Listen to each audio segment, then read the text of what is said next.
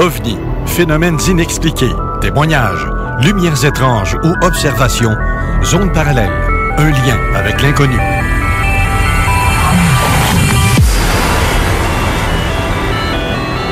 Visitez notre site web à l'adresse www.zoneparallèle.com.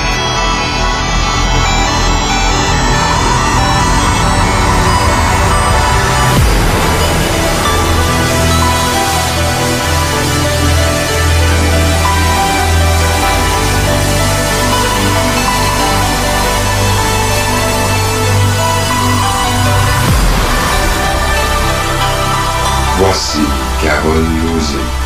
Bon samedi à vous tous et toutes et bienvenue dans la zone parallèle. Bonjour Steve Zuniga. Bonjour Carole, comment ça va ce matin? Ça va très bien, toi-même. Dans le fond, c'est comme on a passé une grosse semaine. Oui, effectivement. Surtout aujourd'hui avec la belle journée qu'on a ensoleillée. Ça fait du bien après toutes les journées grises avec des températures bizarres, de la neige, du soleil, de la neige et du soleil. Je ne vais pas te faire de peine, mais je pense que ça va être encore de même cette semaine, ce que j'ai vu tantôt à la météo. Fait que... Probablement. Ben, tu sais, comme on dit, en avril, ne te découvre pas d'un fil, ben, ça reste encore vrai aujourd'hui. Tout pour pogner des petits microbes et des petits virus. C'est en plein ça. Bon, on prend nos précautions, on fait attention, on se nettoie un petit peu partout, et puis, mais la vie continue quand même. T'as-tu remarqué quelque chose de particulier cette semaine de ce qui se passe? Je dis cette semaine, mais même la semaine passée. Il y a plusieurs choses, tu sais, dans le contexte dans lequel on œuvre au niveau de l'ufologie et dans les mondes parallèles. Ben, tu sais, il y a beaucoup de signalements. Tu sais, c'est quasiment à s'y méprendre. Mais tu sais, il y a beaucoup de choses qui sont en circulation dans les airs et comme certaines personnes ont déjà dit, c'est que on est très, très peu au courant de tout ce qui circule dans notre ciel. Et puis, bien des fois, on va voir des choses qui sont totalement normales et qu'on va totalement les confondre avec un satellite ou la station spatiale. Tout simplement Vénus. Regarde. Aussi?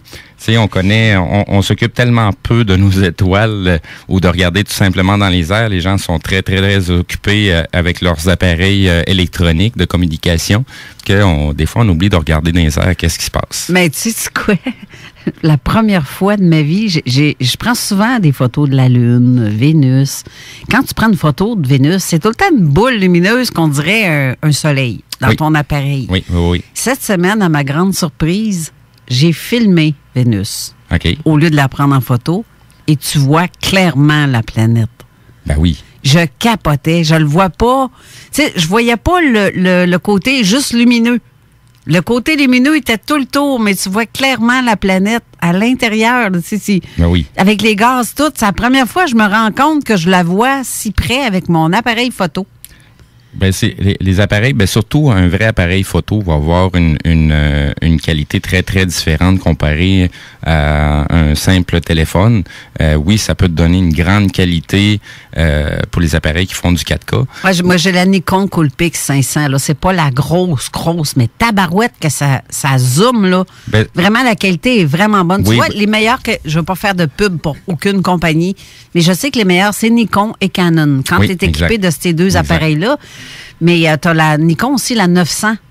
Oui, mais dans le monde de la photographie, dépendamment de ce que tu vas faire, tu sais, les gens qui vont travailler en journaliste, qui vont faire de la photo de sport ou de spectacle, vont plutôt préconiser avec les appareils Canon dû à leur vitesse de focus et les fameux moteurs pour faire les focus. Les moteurs se trouvent dans la lentille, donc avoir en conséquence de la grosseur de la lentille. Ouais. Tandis que du côté Nikon, c'est plus des appareils pour faire de la photo en studio, dans de la lumière contrôlée, tout simplement parce que le moteur pour les fameuses lentilles se trouve à être dans le boîtier et non pas dans la lentille. Oui, moi je vais en mode coucher de soleil, la couleur, tout est différent. Parce que je l'ai programmé comme ça pour celui-là. Je touche plus à la programmation de mon appareil parce que je capotais. Je l'ai filmé puis je vois vraiment la planète. Là, tu fais comme hey! Oui. Hey! Oui. Tu vois vraiment les couches de gaz. C'est comme si tu regarderais la Lune avec ses cratères. Oui. Mais là, tu le vois que c'est vraiment orangé, un peu jaune-orangé, puis tu vois vraiment les Le détail. Le détail, Oui. ben avec brume en avant, là, parce qu'à cause de la chaleur de la planète, ça fait comme des effets... C'est simplement les qualités des verres qui sont utilisés à l'intérieur. C'est ce qui va faire la grosse différence. Tu as aussi les boîtiers de Sony qui sont de très, très bonne qualité aussi, parce que les autres, ils vont utiliser des lentilles Carl Zeiss qui sont des fichus de bonnes lentilles. Sinon, on peut monter encore plus en qualité. On va aller plutôt vers du Hasselblad, du Mamiya, que là, on vient de tripler, quadrupler les coûts pour un appareil.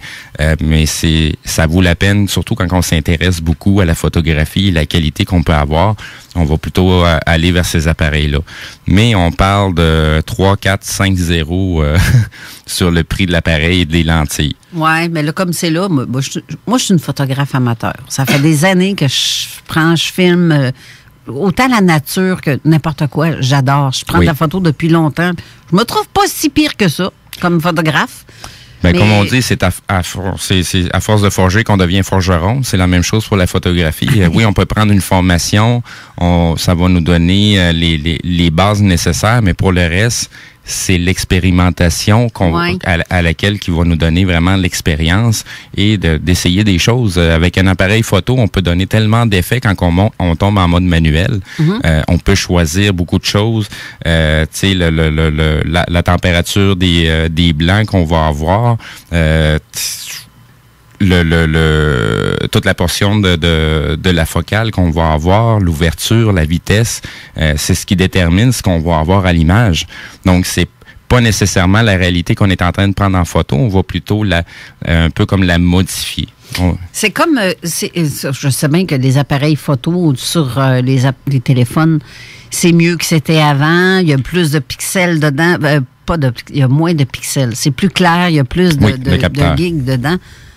Pour les... Oui, le nombre de mégapixels, mais ça en reste que le capteur est très, très petit comparé au capteur d'un vrai Kodak, comme on dit. Tu vas avoir un Kodak que le capteur va se rapprocher ou va être beaucoup plus gros que l'équivalent d'un 35 mm, ce qui te donne une plus grande qualité encore. Plus le capteur est gros, plus la qualité d'image va être grosse et évidemment, la grosseur de l'image va en conséquence. C'est ce qui fait que quand j'essaie de capter la Lune ou une planète ou une étoile ou même un ovni que je vois des fois passer, ou la station spatiale, si je fais ça avec mon cellulaire, la qualité est moindre. Exact. Puis j'ai pas les détails autant. Mais si je prends mon autre appareil avec un bon zoom dessus, puis je le suis en essayant de pas shaker.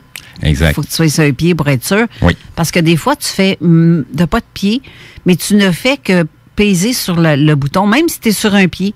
Oui. Ton appareil va faire en sorte qu'il y a un petit mouvement du moteur à l'intérieur qui va faire un déplacement, qui va te donner l'impression que ta boule est rectangulaire parce qu'il y a un déplacement à cause Exactement. On appelle ça un flou de bouger.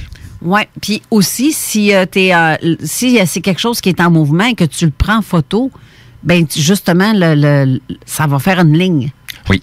Là, les gens disent, ben non, je bougeais pas. Ben, c'est une traînée. C'est pas que t'as pas. Oui, ça se peut que tu n'aies pas bougé. Ça se peut que tu étais sur un pied. Mais le temps que tu pèses sur la photo, ben ça désorganise un peu le. Oui. Ben, tu sais, quand on prend une photo avec un pied, on a un bon pied de bonne qualité. Habituellement, un pied de bonne qualité, il va être extrêmement lourd pour être capable de garder la stabilité. Ça, c'est la première des choses. Puis, normalement, le déclencheur, on touche pas à l'appareil. On va plutôt utiliser un soufflet. Dans le fond, c'est un déclencheur. C'est juste une genre de comme on dit en bon québécois, mais en utilisant un anglicisme, un wire en acier. On va peser dessus pour que ça soit lui qui aille peser sur le piton du Kodak pour justement éviter qu'on bouge l'appareil. Oui, puis même encore, des fois, je vais mettre un 10 ou 2 secondes pour être sûr. Juste ça, même ça, fait en sorte que, tu viens de l'autoclic se fait, il y a quand même un petit mouvement, surtout quand tu es dans un zoom très rapproché. Oui. C'est là que ça paraît un peu plus. Là. Exact. Ça donne un petit côté flouté un peu. L'idéal, c'est de prendre les photos à rafale. C'est-à-dire qu'on va prendre 5, 10, 15 photos en l'espace de quelques secondes et sur la rafale de photos qu'on va prendre, c'est là qu'on va pouvoir dire, OK, qu'on a moins une qui est vraiment bien exposée, bien correcte. Soit ça ou tout simplement filmer. Oui, sauf que filmer, c'est pas la même chose que de prendre une photo. c'est pas identique la façon que l'appareil se comporte. Il y a des très, très grosses différences. Ouais. Et ça va dépendre à quelle vitesse que l'appareil est capable de garder sa mise au point. Comme tu sais, si je prends, mettons, les grosses caméras de stations de télévision, ben eux autres vont avoir une lentille épouvantablement grosse. Pour ces raisons-là, pour que quand que les zooms sont faits, le focus reste toujours identique, mais le focus, il bouge tout le long qu'on est en train de faire le zoom. Donc, la qualité de l'appareil va faire que le zoom, le focus va rester à la bonne place. Puis, as-tu remarqué aussi, quand on capte quelque chose de lumineux dans le ciel, oui. Ça n'a pas la même vision, la même forme qu'on voit de nos yeux, comparativement à ce qu'on voit sa photo. Puis quand on regarde la photo, on est déçu. Je dis, ben voyons, ça n'avait pas de l'air de ça. Non, c'est ça. Ça me semblait plus lumineux, plus gros, pas cette forme-là, ou peu importe. Tu sais, les appareils photo nous donnent une possibilité un petit peu plus grande que l'œil humain, mais ne pourra jamais remplacer l'œil humain. Non, c'est clair. Mais moi, c'est mieux qu'un coup de pied dans le derrière, remarque, là. Ben, dans le fond, c'est du matériel de référence pour ce qu'on va avancer comme information ou comme ce qu'on a vu. Mais c'est toujours une bonne enquête approfondie qui va vraiment apporter la crédibilité à une photo ou à une vidéo. Oui, effectivement. Autre chose, c'est que j'ai reçu le message de mon amie Annie Kearney-Thériault, qui est à l'écriture de son 2e livre, puis elle recherche des témoignages. Ceux que les gens ont vécu des témoignages paranormaux ou avec des cryptides, c'est le temps. Vous pouvez aller la contacter sur insolite08@hotmail.com si vous voulez que votre histoire fasse partie de son livre. Annie va prendre en considération votre histoire. Je répète, son email, c'est insolite, pas de S, 08, pas d'espace non plus, hotmail.com. Annie Thériault-Kearney, c'est celle qu'on a reçue ici, qui est pour l'AQU et qui est justement le spécialiste des cryptides. On a quelqu'un d'autre qu'on va recevoir de l'AQU aujourd'hui. Exactement. Jean Morissette. Jean Morissette. Va être là tout à l'heure. Sinon, en même temps, je vais en profiter pour saluer quelques auditeurs. J'ai M. Sylvanus Farah qui nous suit de Hong Kong. Donc, il est en train de m'envoyer des messages présentement, fait que j'en profite pour le saluer en même temps. On va rentrer en communication très bientôt. Ça devrait sûrement être un de nos invités dans un avenir très rapproché. Là, on a aussi Jean Morissette qui m'a écrit qu'on est écouté jusqu'à Pérou ce matin. Oui, effectivement. Un petit coucou en espagnol de ta part. Entonces les mando un saludo a todos en Perú. Los interesamos harto lo que está pasando en su lugar. Y con nuestro amigo Jean Morissette, que viene de pasar un viaje hace poco tiempo atrás, los va a hablar un poquito de lo que pasa en Perú. Donc, je vous salue, les gens du Pérou. Wow, c'est dommage. Mais hâte d'entendre parler de ce langue. Je n'ai pas trop compris ce que tu as dit, là. Mais j'ai quand même, parce que ça ressemble beaucoup au français. Oui, exact. C'est ça, c'est plus facile à comprendre ça que... Et voilà. Là, ce matin aussi, on va avoir la chronique de Jean Lavergne de l'OVNI Show qu'on va faire écouter dans quelques instants. Mais je vous annonce aussi un autre invité qu'on a qui est surprise parce que je ne vous l'ai pas écrit. Je l'ai écrit en commentaire seulement que sur Facebook. Exact. Vous allez entendre un témoignage extraordinaire et je pèse mes mots quand je le dis parce que c'est tout à fait particulier. Ça a rapport à l'OVNI du 5 novembre 90 sur la vague belge ou la vague en France, la vague d'OVNI qui a eu lieu. Il était près de 300 témoins à avoir vu ça. Je vais vous laisser, lui, tantôt nous le dire. Après la chronique, on va faire une petite pause en grosso modo et donc on va parler avec Thierry. Mon ami Thierry qui est très, très crédible parce que je le connais. Ça fait des années qu'on se parle. C'est mon ami vrai, là, pas rien que Facebook. Là. Exact. Mais en fait, il y a ça. Mais il y a un autre cas aussi que j'ai reçu cette semaine à 2 h du matin, à 2h10 en fait. Au-dessus de Montréal, c'est mon ami Ray qui nous écoute à toutes les semaines. Lui, on le salue, Ray Blaise. C'est un super fan en plus sur Zone Parallèle. Mais Ray a vu quelque chose de très particulier aussi au-dessus de Québec. Montréal, du Québec, je dirais plutôt. Mais je voulais faire un appel à témoins en même temps pour savoir s'il y a quelqu'un d'autre qui a vu ça. À 2h10, c'était énorme ce qu'il a vu passer. C'était en très basse altitude. On va le recevoir la semaine prochaine. Il va nous raconter ce qu'il a vu. Mais d'ici là, s'il y a d'autres témoins qui ont vu quelque chose à 2h10 dans la nuit de mardi à mercredi, j'ai décidé de ne pas faire L'appel à témoins. L'appel à témoins sur ma page. Je me suis dit, moi, le faire en ondes à la place. Exact. Donc, s'il y a des gens qui ont vu quelque chose dans ces heures-là, dans le secteur de Montréal, si vous voulez nous faire part de ces informations, de ce que vous avez vu, ça serait très apprécié. Ça sera en préparation pour la prochaine émission de samedi prochain. Exactement. Comme ça, on va pouvoir avoir d'autres témoignages qui vont suivre celui de Ray qui va être la semaine prochaine. Exact. Donc, j'en profiterai en même temps pour saluer les auditeurs à nouveau. Donc, comme d'habitude, nous sommes déjà prêts du côté des messages. Si vous avez des questions à nous poser, du côté des textos, 581-500-1196. Sinon, du côté de la page Facebook de Zone Parallèle, juste en dessous de la publication de l'émission d'aujourd'hui. Et voilà. Donc, à l'instant, je vais vous mettre la chronique de l'OVNI Show. Je vous reviens tout de suite après.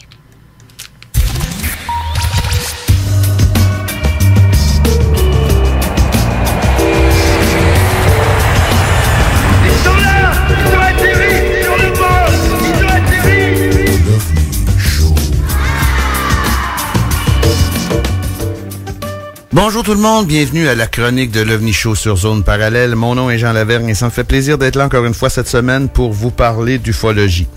Mais je sais que cette semaine, j'étais censé continuer sur la chronique d'il y a 2 semaines parce que j'ai pas eu le temps de finir mon sujet puis je voulais vous parler de certains cas. Mais ça, on va remettre ça un petit peu plus loin parce que cette semaine, comme d'habitude, je reçois des courriels puis je vois plein d'affaires. Mais cette semaine, il y a de quoi qui m'a marqué, c'est que j'ai remarqué plus qu'à l'habitude, parce qu'il y en a vraiment plus qu'à l'habitude, un paquet de canulars sur toutes sortes d'affaires, sur les ovnis aussi. C'est incroyable comment est-ce que ça, depuis que la crise est commencée, comment est-ce que c'est un avalanche de fausseté qui se promène sur l'Internet. Donc, j'aimerais vous parler de ça aujourd'hui. Et puis, c'est pas compliqué dans le fond, hein. Tu sais, je veux dire... il y a plein d'affaires qui circulent sur l'Internet, puis ça vient d'où, puis qui a dit ça, puis... Tu sais, on n'a pas grand-chose à faire, dans le fond, pour être sûr là, de ce que c'est, mais c'est parce que personne le fait, ça. T'sais. À un moment donné, il faut prendre le temps de vérifier de quoi. Il y a une vidéo de ce temps-là qui passe sur l'Internet. C'est un objet en forme de losange qui a de l'air à faire du surplace assez longtemps. Puis c'est filmé avec une petite caméra domestique. J'ai rien contre l'achat de petites caméras domestiques, mais c'est parce que à un moment donné, quand on fait de la vidéo ou qu'on veut faire de la vidéo, on s'aperçoit assez rapidement des capacités techniques de l'appareil qu'on a. Et puis ces petites caméras-là, les caméras domestiques en général, tous les ajustements, c'est tout le temps en mode automatique ou presque. Puis quand on tombe en mode manuel, on a à peu près rien que 10% du manuel qui existe. Dans le fond, il y a plein de choses qu'on n'a quand même pas accès. Et puis... qu'est-ce qui est difficile à filmer pour une caméra domestique, c'est l'absence de lumière.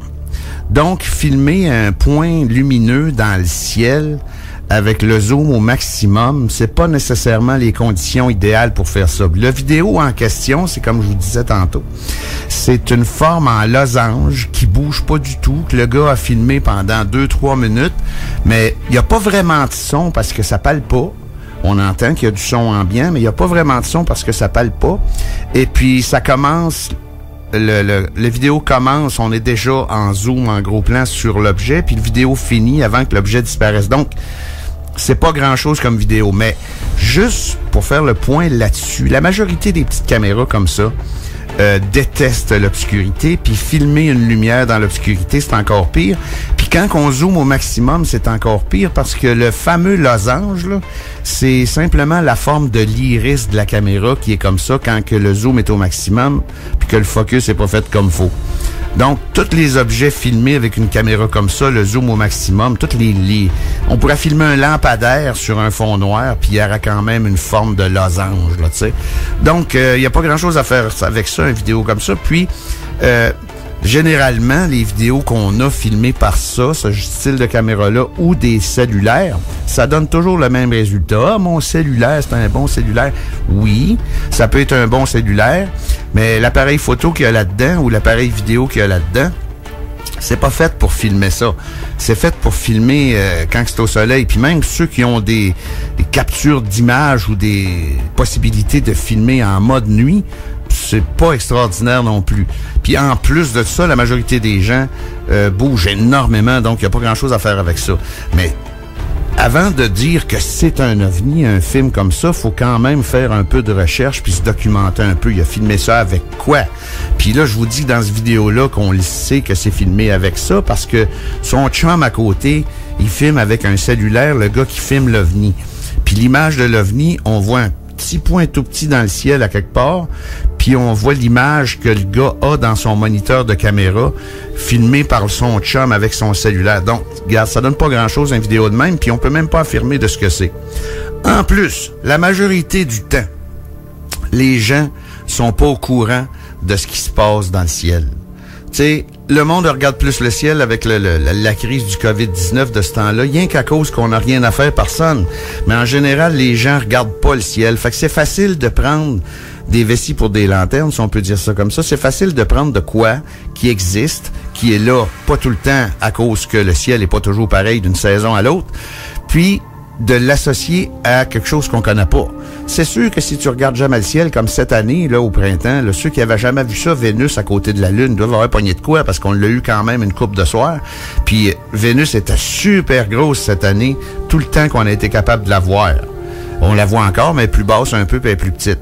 Mais ça, c'est comme la station spatiale. Si tu l'as jamais vu passer, puis que t'es pas trop au courant que ça se peut, il y a bien des chances que tu partes à courir puis que tu dises que tu as vu un ovni, mais dans le fond, c'est à la station spatiale. Il y en a plein d'affaires comme ça. Tu sais, il y a Starlink de ce temps-là, là, les satellites d'Elon Musk et puis tout ça. Tout le monde capote là-dessus parce qu'ils savent pas ce que c'est. Parce que, je veux dire, il n'y a pas une invasion d'extraterrestres avec des ovnis à tous les jours partout dans le monde. Tu sais, il faut quand même être plus à l'affût de l'information que ça, tu sais. Puis les canulars, puis la fausse information avec le COVID-19, regarde, on nage là-dedans, on a jusqu'aux lèvres, là, c'est l'enfer. Il y a une chose facile à faire, par exemple, quand on voit un article assez révélateur sur quelque chose, faut toujours aller vérifier la source. C'est pas dur à faire, ça, vérifier la source.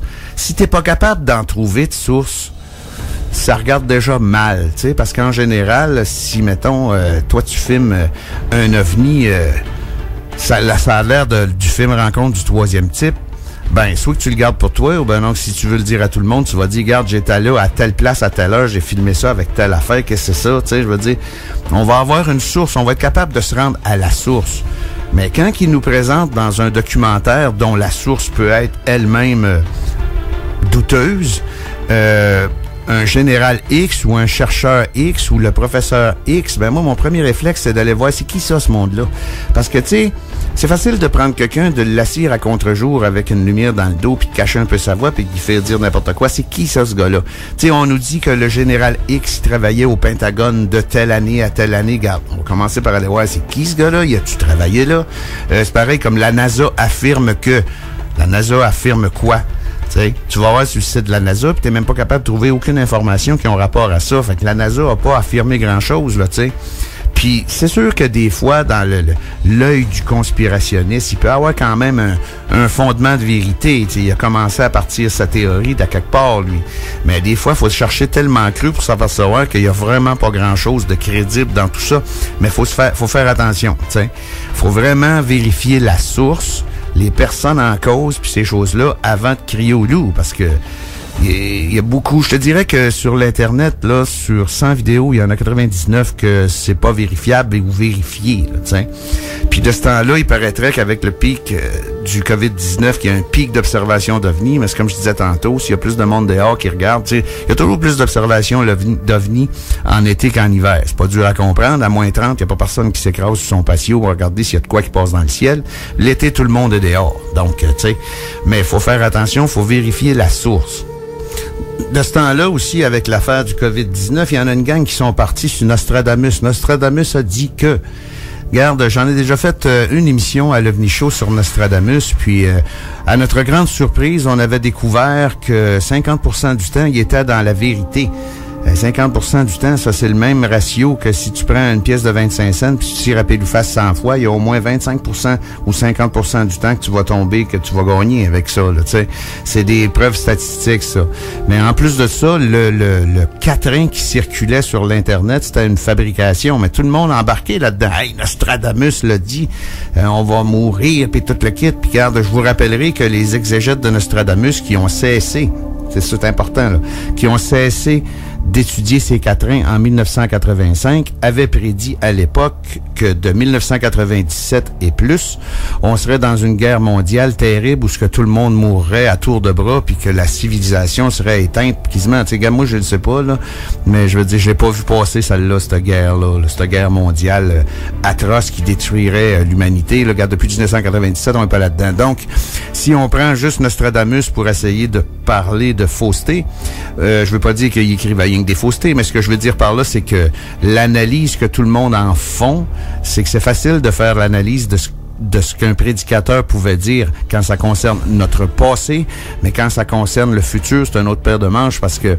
quand on analyse ce qu'il a dit avec notre passé, c'est facile de se rattacher à, regarde, ça doit être ça qu'il veut dire, regarde, ça doit être ça qu'il voulait dire, regarde, il s'est trompé de lettre, mais dans le fond, c'est peut-être ça qu'il voulait dire. Regarde, c'est facile, ça. Et on se rappellera que dans le cas de Nostradamus, rappelez-vous que tout le monde a pris panique en 2012, puis c'est dans ce temps-là, justement, que j'avais fait un épisode sur Nostradamus. Et puis, finalement, on est encore tout là, on est rendu en 2020, la fin du monde n'est pas arrivée en 2012. Donc, ces nouvelles-là, ce style de nouvelles-là, faut faire attention à ça. C'est comme les conspirations qu'il y a présentement sur le coronavirus. Regarde, tout le monde a le droit à son avis. Il faut pas oublier qu'il y a encore une grosse partie du monde sur l'Internet qui pense que la Terre est plate. Donc, regarde, on peut dire ce qu'on veut, on peut penser ce qu'on veut, puis tu sais, on peut affirmer ce qu'on veut. Mais moi, personnellement, quand je vois ça ou que j'entends une exclamation ou une affirmation extraordinaire, ben moi, j'aime ça en savoir un peu plus. Ça vient d'où, ça?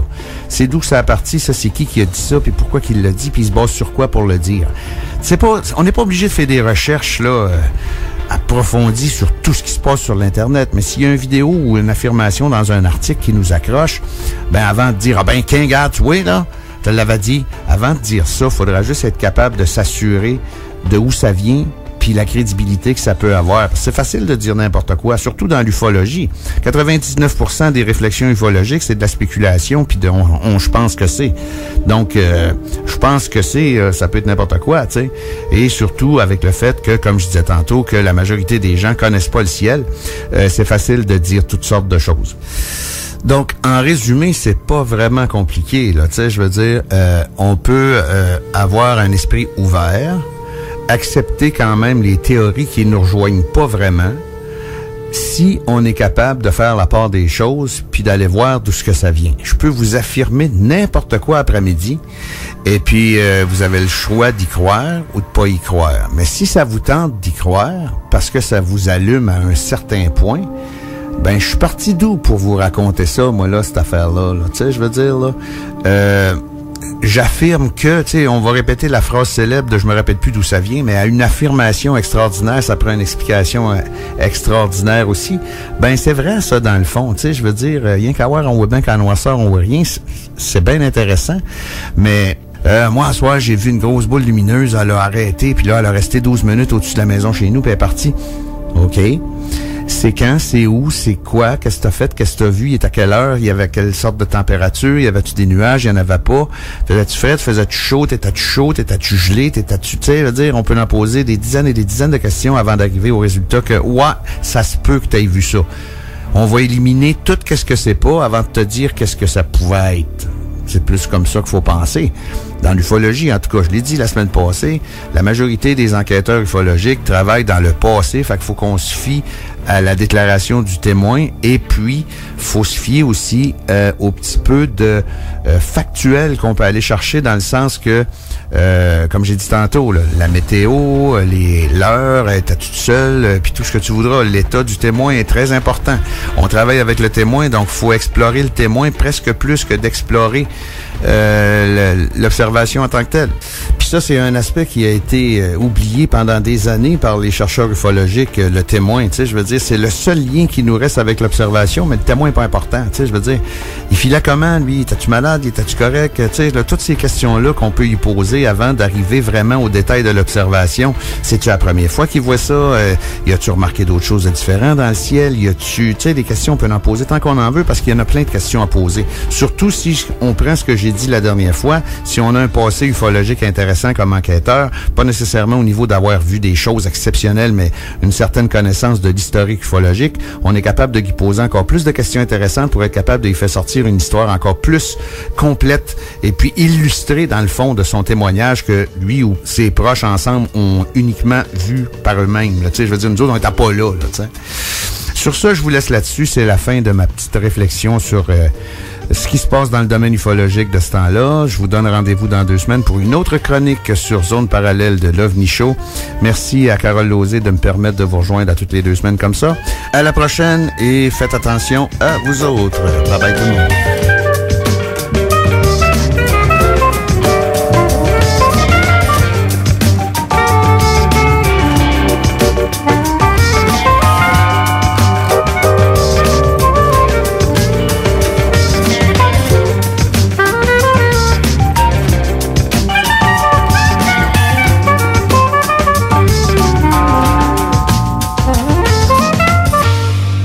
Et voilà, nous sommes de retour avec... merci beaucoup, Jean Lavergne, de tes chroniques extraordinaires qui sont très appréciées. D'ailleurs, comme Éric Hainaut dit sur la page Facebook qu'il aime tellement les capsules de l'OVNI Show, parce que c'est vrai que les gens ne confirment pas toujours leurs sources. C'en est décourageant et même dangereux.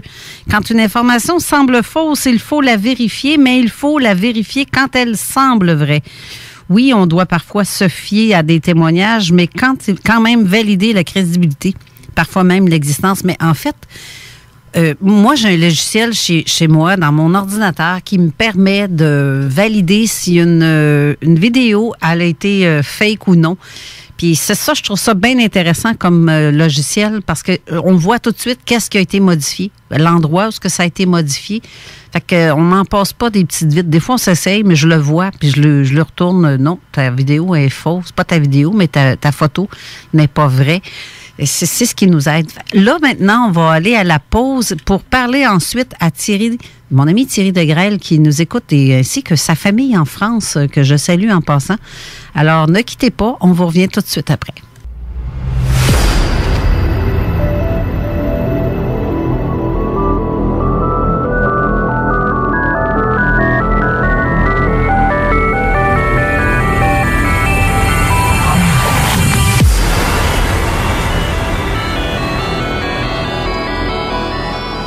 De retour en studio avec Steve Zuniga à la co-animation et moi-même, Carole Lauzé, à l'animation. Donc, on a présentement notre ami Thierry Degrelle qui est au téléphone en ce moment. Bonjour Thierry. Bonjour Carole. Ça va bien? Bonjour Thierry. Oui, ça va bien. Merci beaucoup. Bonjour Steve. T'as ta famille qui nous écoute aussi en Europe présentement, donc ton frère et ta mère, que je salue en passant. Ben oui, bonjour Robert, puis bonjour Denise. Bon, mais justement, Denise, t'as aussi Denise qui est médium aussi, qui nous écoute de Val-Bélair. On a tellement de gens qui nous écoutent. En ce moment, ça fait presque le tour de la planète via le web. Là. Ça nous donne accès à parler à beaucoup de gens et que les gens nous écoutent aussi. Oui, absolument. C'est ça. J'ai Cyril aussi qui est toujours là, à toutes les semaines, qui nous écoute. Bonjour Cyril, en passant de l'Europe. Je trouve ça. Isabelle Bourdon aussi, je ne veux pas toutes vous nommer. Denise qui nous écoute à toutes les semaines aussi. Sonia Toulouse, Diane Grenon. Chantal qui est là sur les ondes en ce moment. Annie Thériault, Mathieu Tapin qui est là aussi. Ah oui, bonjour Mathieu. C'est fou, là, le nombre d'auditeurs qui nous reviennent régulièrement, comme Éric, que j'ai nommé tantôt, Éric Hainaut, qui est aussi en ondes avec nous, René Chabot, qu'on salue. Pierre Drolette, Jean-François Neverbiron et Nathalie Boulay qui sont là aussi.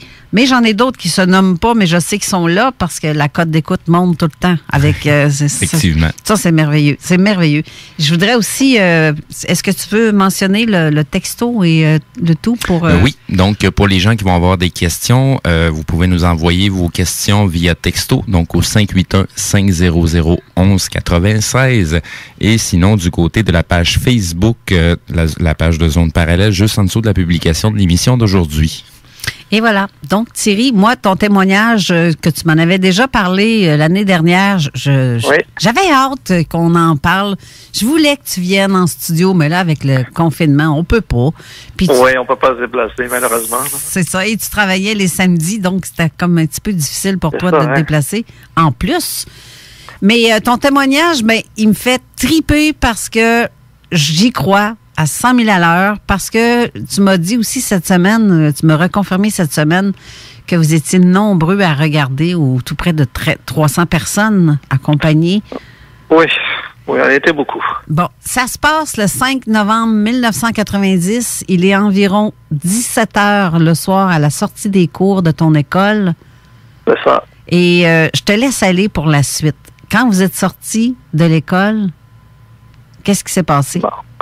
Parfait. Bon, nous, on se trouvait à l'intérieur du bâtiment puisque c'était la soirée parents-élèves.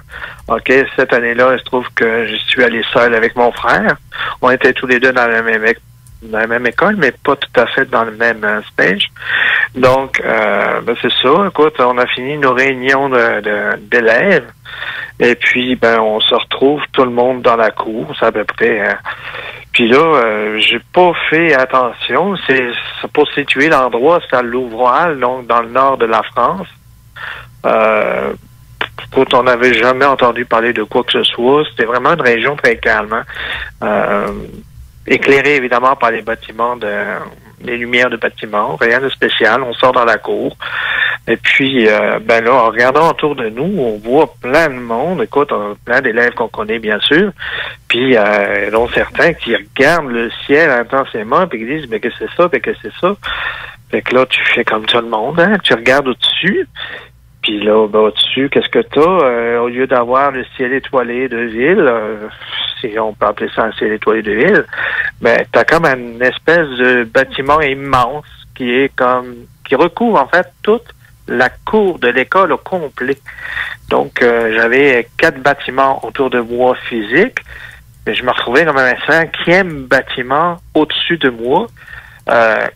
Vraiment pas haut, là. Je voyais les détails, c'était comme, évidemment, gris-noir, OK, avec, évidemment, des spots de lumière. Fait que c'est sûr que, sur le coup, tu réalises pas ce que tu vois, OK? Tu te dis, qu'est-ce que c'est ça? C'est beau, t'es en admiration, finalement. T'es figé, t'es là, tu regardes, tu sais pas, tu perds la notion du temps, tu sais pas combien de temps ça prend, tu regardes ça, puis tu te dis, waouh. Puis là, tu réalises que le bâtiment en question, lui, il avance un peu. Okay, mais il avance à 5, 6, 7, 10 km/h maximum, mais ne fait aucun bruit. C'est très lent, ça. Puis en parlant de bâtiment, puis de tout, Steve, tantôt, a mis en photo, en commentaire sur la page Facebook, la photo où on a discuté, toi et moi, avec la flèche pour montrer de quel endroit ça partait, etc., et la grosseur.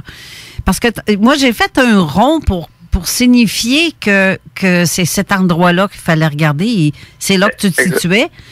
Oui. Et j'ai mis une petite étoile rouge devant une bâtisse. Ça, c'est toi qui t'es positionné là. C'est ça, exactement. Puis tu m'as dit au téléphone, Crème, c'est exactement la même grosseur de ce qu'on a vu. Puis on a fait des petits exercices avec Steve. Exactement, juste par évaluation, parce que avec du côté du lien Google, si vous regardez en bas à droite, vous avez l'échelle de mesure.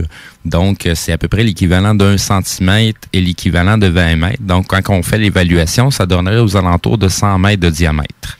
100 mètres, c'est 330 pieds, là. Exactement. Donc, ça recouvrait facilement la cour d'école, là. OK. Assez aisément, oui.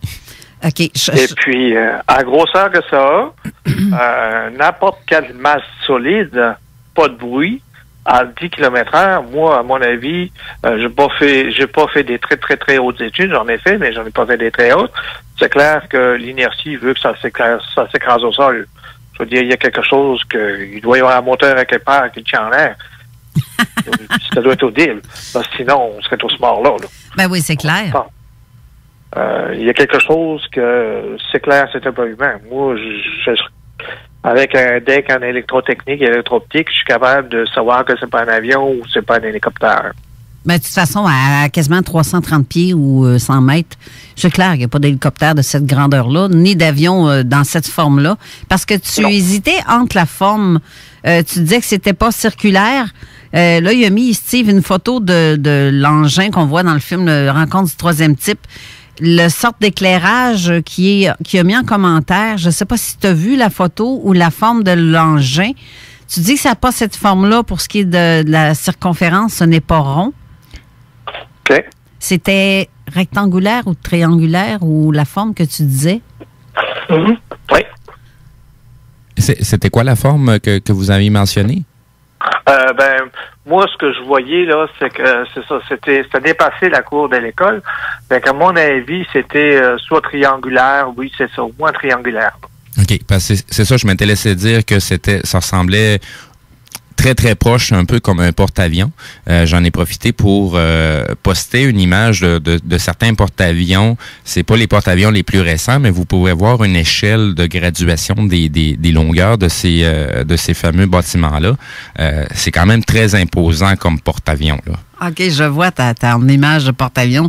Je pensais que c'était des bouts de terrain. Non, c'est ça. C'est parce que des porte-avions, il y en existe plusieurs, de plusieurs classes différentes, et chaque pays a sa façon de faire, de construire leur propre porte-avions.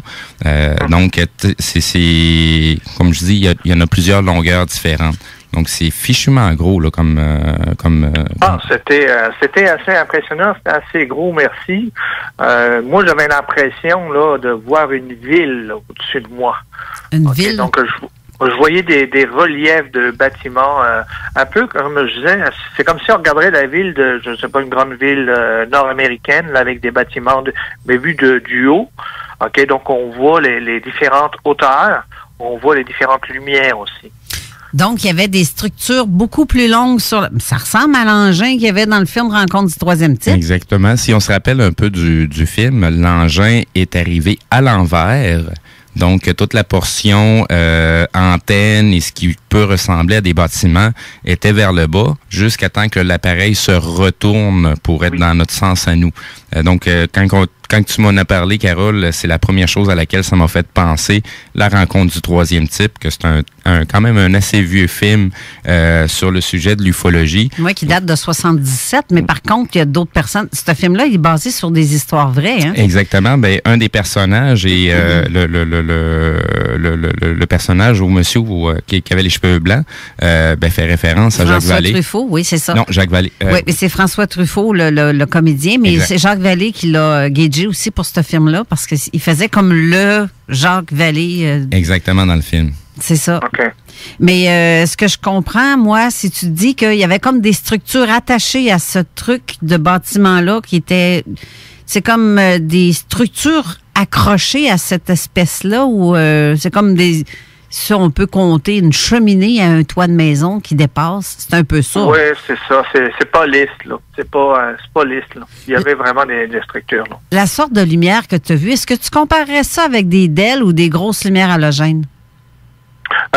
Mon avis, c'était plus des DEL. Plus des DEL? C'était pas aveuglant, c'était même très joli. C'était très beau, là. Tu regardes ça, puis c'est comme, waouh. C'est vraiment comme, c'est délicat. C'est plus... Ça ressemble plus à des DEL qu'à des grosses potes halogènes qui vont t'éclairer, là. Donc, pas aveuglant du tout. Pas du tout. Et ça t'a semblé à peu près à quelle hauteur? C'est ça qui est un peu plus difficile. Moi, j'avais l'impression que c'était au-dessus des bâtiments, évidemment au-dessus des arbres, ça c'est sûr. Probablement au-dessus d'un clocher d'église, mais pas plus haut. Je me souviens pas d'avoir vu des nuages entre les deux, là. C'était vraiment net, hein. C'est vraiment hyper détaillé, très net. Tu vois, j'ai Jenny Chariot, qui est du MUFON, directrice de MUFON Québec, qui dit que c'est exactement la même description que j'ai reçue plusieurs fois par des témoins. Janie est enquêtrice ici au Québec, mais est aussi en France. Elle est à l'international. Elle reçoit des témoignages un peu partout. Mais c'est ce qu'elle dit. Donc, t'avais-tu l'impression... Tu sais, comme parce que je vois sur la photo qu'il y a beaucoup d'arbres, beaucoup de verdure tout le tour. Donc, les oiseaux, y avait-tu des réactions? Aucun bruit. Aucun bruit. Aucun bruit d'oiseaux? Non, pas de bruit d'oiseaux, pas absolument aucun bruit. C'était vraiment comme, on était comme, je dirais, dans un espace-temps vraiment particulier où la seule chose qu'on pouvait faire, c'était regarder cette chose-là qui passait tranquillement, OK, que pour l'air très énervé, puis c'est tout. Puis au bout d'un moment, on l'a vraiment suivi jusqu'au bout. OK? Et en reparlant à mon frère hier, Robert qui nous écoute, il me disait, il est revenu après. Ça, je me souviens pas qu'il y a eu un deuxième passage, mais il m'a confirmé hier qu'il y a eu un deuxième passage. Du même engin? Du même engin. Il a reviré de bord, comme? C'est comme s'il avait viré de bord pour revenir sur ses pas? C'est ça, il a passé, puis d'après mon frère, il est repassé. Ça, moi, j'en ai pas souvenir. Absolument. Et je lui ai demandé, par contre, à l'histoire des F-16, parce que je sais qu'ils ont envoyé des F-16 à sa poursuite, l'armée belge, je pense. Et il m'a dit non, on n'a jamais entendu d'avion ce soir-là. Ah, ben c'est donc bien drôle, parce que, justement, vous autres, vous êtes à peu près à 10 minutes de la Belgique, si je me trompe pas. Le nom de la ville, le nom de la ville, peux-tu me le répéter? Tu me l'as écrit, mais j'aime autant t'entendre le dire. Oui, c'est Louvoile. Louvoile. OK. Oui. Donc, c'est... OK. C'est à 10 minutes de la Belgique, dans le fond. OK. Parce qu'ils appellent ça la vague belge, mais dans le fond, c'est pas... ça a été vu partout en France, un peu partout, mais probablement le secteur de la Belgique était plus affecté, si on veut. Oui, tout le nord-est. C'est Louvroil. À ma façon de le lire, là. L-O-U-V-R-O-I-L. Exact. Ah ben, OK. Mais tu dis qu'il n'y a aucun animal, même pas un cricket, rien de ça? Rien, zéro, silence total, comme si on était dans une bulle temporelle, que c'est juste ça qu'il fallait faire, c'était lever les ciels. Puis c'est ça, fait que c'est sûr que, écoute, nous, on a regardé ça, puis sur le coup, on n'a pas compris, puis on a dit, waouh, c'était magnifique, c'était un beau show, hein, waouh, on était contents. Là, évidemment, tout ce qui s'était passé avant, on s'en foutait un peu, là, l'objet qui était là, c'était plus important. On est rentré, on a raconté ça à nos parents, puis nos parents, la première chose qu'ils ont dit, vous en parlez pas à personne, vous allez vous faire passer par fou. Fait que c'est sûr que, bon, quand t'as 18 ans, tu te fais dire ça, les parents, bon, écoute, hein. C'est quand l'armée, moi, je me souviens que les gendarmes sont venus, je dirais, le lundi matin, tous les gendarmes sont venus, on fait classe après classe après classe pour dire, vous avez rien vu, silence total, on n'a rien entendu, rien vu. Le lendemain, ça. Quand vous êtes retourné en classe, le lendemain? Le samedi, c'était un vendredi. OK. Et le lundi matin, la gendarmerie a fait toutes les classes pour s'assurer que personne ne parle à ce sujet-là, que c'était confidentiel, évidemment. Là. Même si vous étiez près de 300 témoins, vous n'aviez pas le droit d'en parler, puis... c'est malheureusement ce qui s'est passé en 1990 en France. La France a toujours été un peu rétrograde, malheureusement, sur ces sujets-là. Hein. C'est pas mal leur façon de procéder, de dire, regarde, ferme ta boîte, tu n'as rien vu ni entendu parce que tu es en danger si tu le fais, mais toi, est-ce que tu t'es senti en danger quand cet engin-là a passé au-dessus de toi? Absolument pas. Absolument pas. Au contraire, j'étais vraiment en invitation. Je regardais ça, puis c'était comme waouh. Puis je rêverais de revoir ça encore. J'en ai vraiment pas eu peur du tout. Au contraire. Depuis ce temps-là, d'ailleurs, là, c'est clair qu'ils sont là. Ils étaient là avant nous, ils sont là. Ils vont encore être là après nous. Puis moi, je n'ai qu'une envie, c'est d'en revoir. C'est aussi simple que ça, là, puis j'ai vraiment pas peur. Je pense pas que ce soit là pour être méchant. Il serait là pour être méchant, ça fait longtemps qu'on serait plus là. On va s'entendre là-dessus. Oui, t'as bien raison, bon point. Effectivement, s'il aurait voulu nous détruire, ça ferait longtemps que ça serait fait et il ne prendrait pas autant de temps que ça. N'importe quel moi, de ce que j'ai vu, technologiquement comme il était, ils se mettent en orbite et nous détruisent, merci, on n'en parle plus. Fait qu'ils sont pas là pour être méchants, ils sont peut-être là pour nous montrer ou nous dire quelque chose. Reste à savoir comment ou qu'est-ce, ou la télécommunication qu'on peut avoir, là. Je pense qu'il arrive à l'avoir, mais moi, je ne l'ai pas eu, malheureusement. Pour toi, la façon dont cet engin-là a disparu, c'est qu'il s'était juste éloigné. Il n'a pas disparu comme en claquant des doigts, là. Non, il n'a pas disparu d'un coup. OK, il a passé au-dessus de l'école, puis mon frère me raconte qu'ils sont repassés une deuxième fois. Puis ils sont partis, tout simplement. Là, j'ai mis un lien sur la page de Zone Parallèle cette semaine de justement une émission en France que tu m'as envoyée pour me dire c'est exactement ce que j'ai vécu. Oui. Et là-dedans, on voit un jeune homme avec son père qui était, je pense, professeur d'école ou directeur, ou je ne sais pas trop. C'est ça, oui. Et qui sortait d'une école, lui aussi, parce que c'est l'heure de l'école, donc c'est en sortant qu'ils ont vu ça. Donc, c'est vers 5 heures, 17 heures. C'est drôle parce qu'il y a eu 2 jours plus tard, ici au Québec, le même type de phénomène. Des engins. Oui, c'est ça, l'OVNI de Montréal, comme on appelle, mais il a été vu aussi dans d'autres secteurs, comme Laval, et en plein jour. C'est exactement le même phénomène qui se produit, puis je trouve ça c'est magnifique. Moi, ça me fait juste prouver que, écoute, il n'y en a pas qu'un. Hein, c'est une civilisation complète, je pense, là. Faudrait trouver le moyen de voir ou de savoir comment les détecter, peut-être, là.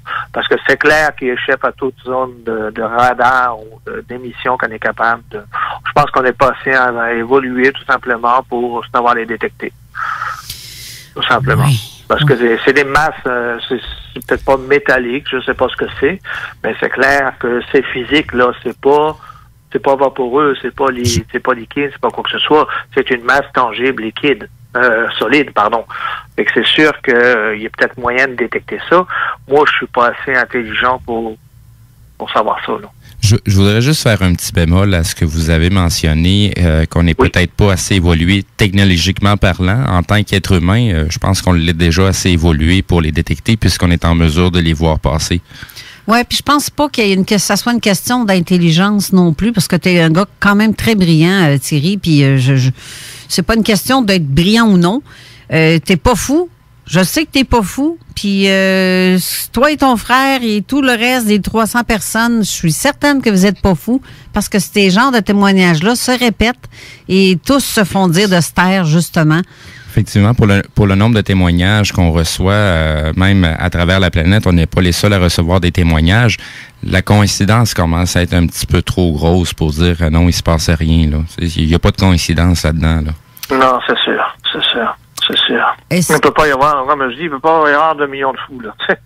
non. Des millions et des millions, et oui. Sinon, comme on dit, on est tous fous, c'est juste le niveau qui change d'une personne à l'autre, là, c'est à peu près tout. C'est exactement ça. Non, sinon, c'est pas que ceux qui ne voient pas ou qui ne croient pas, c'est pas parce qu'ils sont fous, mais peut-être aveugles, je sais pas. Ils ne voient pas à bonne place. Ils regardent pas. Non, c'est ça, ils ont peut-être pas cette perception, là, je sais pas, quelque chose comme ça. Ma mère me disait tout le temps, il n'y a pas plus aveugle que celui qui n'a pas envie de voir. Non, puis essayons pas de convaincre quelqu'un qui dort sa Switch de le réveiller, parce que ça se réveille pas, ce monde-là, sauf si, à un moment donné, ça prend 3-4 claques dans le derrière de la tête pour dire, regarde, là. Parce qu'il y en a plein, là, qu'on lui dit, regarde, il y a de quoi, là. Ils vont regarder, puis non, c'est comme s'ils ne voient pas la même chose que toi. Je ne sais pas pourquoi. Ils veulent tellement... On n'est pas sur le monde. Ils veulent pas... C'est ça. On dirait qu'ils sont pas sur le même monde que nous autres, ou ils sont vraiment hypnotisés, vraiment solides, là. On n'est pas tous sur la même longueur d'onde, comme on dit. Moi, c'est d'où l'histoire des zones parallèles. Peut-être qu'on est sur une zone à nous, puis que les autres sont sur une zone à eux, puis que des fois, il y a une interconnexion, mais pas pour tout le monde, sur certaines personnes seulement. Je veux revenir sur ton engin. Est-ce que tu voyais des fenêtres? Non, de mémoire, je me souviens pas d'avoir vu des fenêtres. Je voyais des bâtiments, des lumières. C'était quand même assez haut, là, je veux dire, c'est plus haut qu'un arbre, là. Puis, sur le coup, non, j'ai pas vu de fenêtre, non. Donc- On n'a pas vu personne non plus aux fenêtres. Donc, c'est ça. Ben, vu qu'il n'y avait pas de fenêtre, tu n'as pas pu voir s'il y avait des passagers à l'intérieur. Non, je suis désolé, j'aurais vraiment aimé ça, par exemple. Là. Ben oui. Demande pas mieux, là. Demande pas mieux que de les voir, là. La journée que tu vas y voir, tu vas faire comme c'est correct, je t'ai vu, je reviens plus. Parce qu'il y en a qui sont restés traumatisés de ça. Hein? Ouais. Ouais, c'est ça. Ben, écoute donc. Là, j'ai Michelis qui arrête pas d'écrire des niaiseries. C'est vrai, on est tous des fous, en fait, si on parle de ça parce qu'on a vu. Non, c'est ça. On n'est pas fous. On est juste bien réveillés, au contraire, puis on est au bon moment, au bon endroit, ce qui nous permet de... J'ai l'impression qu'on est... C'est sûr que ça change une vie, par exemple. Ça, oui. Ça change une vie. Effectivement, ça change beaucoup de choses. Surtout, il n'y a pas juste de voir passer un appareil ou des choses comme ça. Il y a tellement de choses que les gens vivent. Et bien des fois, les gens ont peur du ridicule parce que c'est des sujets qui sont très souvent ridiculisés. C'est un peu le comportement normal sur le pilote automatique d'un être humain. On va ridiculiser. À un moment donné, on va faire le déni. À un moment donné, il va y avoir l'acceptation. Mais c'est un processus qui fait partie de l'évolution de tous et chacun. Donc, on peut pas sauter aux conclusions non plus, mais par contre, l'important, c'est de faire des recherches et de se poser des questions, tout simplement.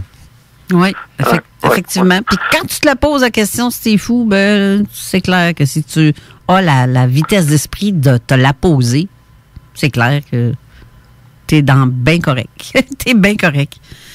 Mais sinon, ceux qui ont des textos ou des questions par texto, on va répéter le numéro. Donc, du côté SMS au 581-500-1196. Sinon, du côté de la page Facebook de Zone Parallèle, juste en dessous de l'émission d'aujourd'hui. Et voilà. Et s'il y a des questions, justement, qui ont rapport avec toi, Thierry, pour toi, tu iras sur le site de Zone Parallèle, pas sur le site, sur la page Facebook. Mais là, pour l'instant, c'est seulement que des commentaires qu'on reçoit, mais ceux qui ont des questions, faites-le. Et si tu peux aller répondre, ça serait bien tiguidou. Exactement. Comme la semaine passée, on recevait Daniel Le Tourneau. Donc, il a pris le temps d'aller répondre à beaucoup de gens dans les commentaires qui ont été faits en dessous de l'émission. Donc, on le salue en même temps, Daniel.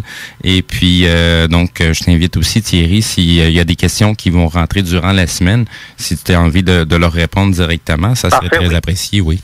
J'aurais une dernière question à te poser, Oui. Thierry. Est-ce que ton cas a été parlé à un ufologue quelconque à cette époque-là?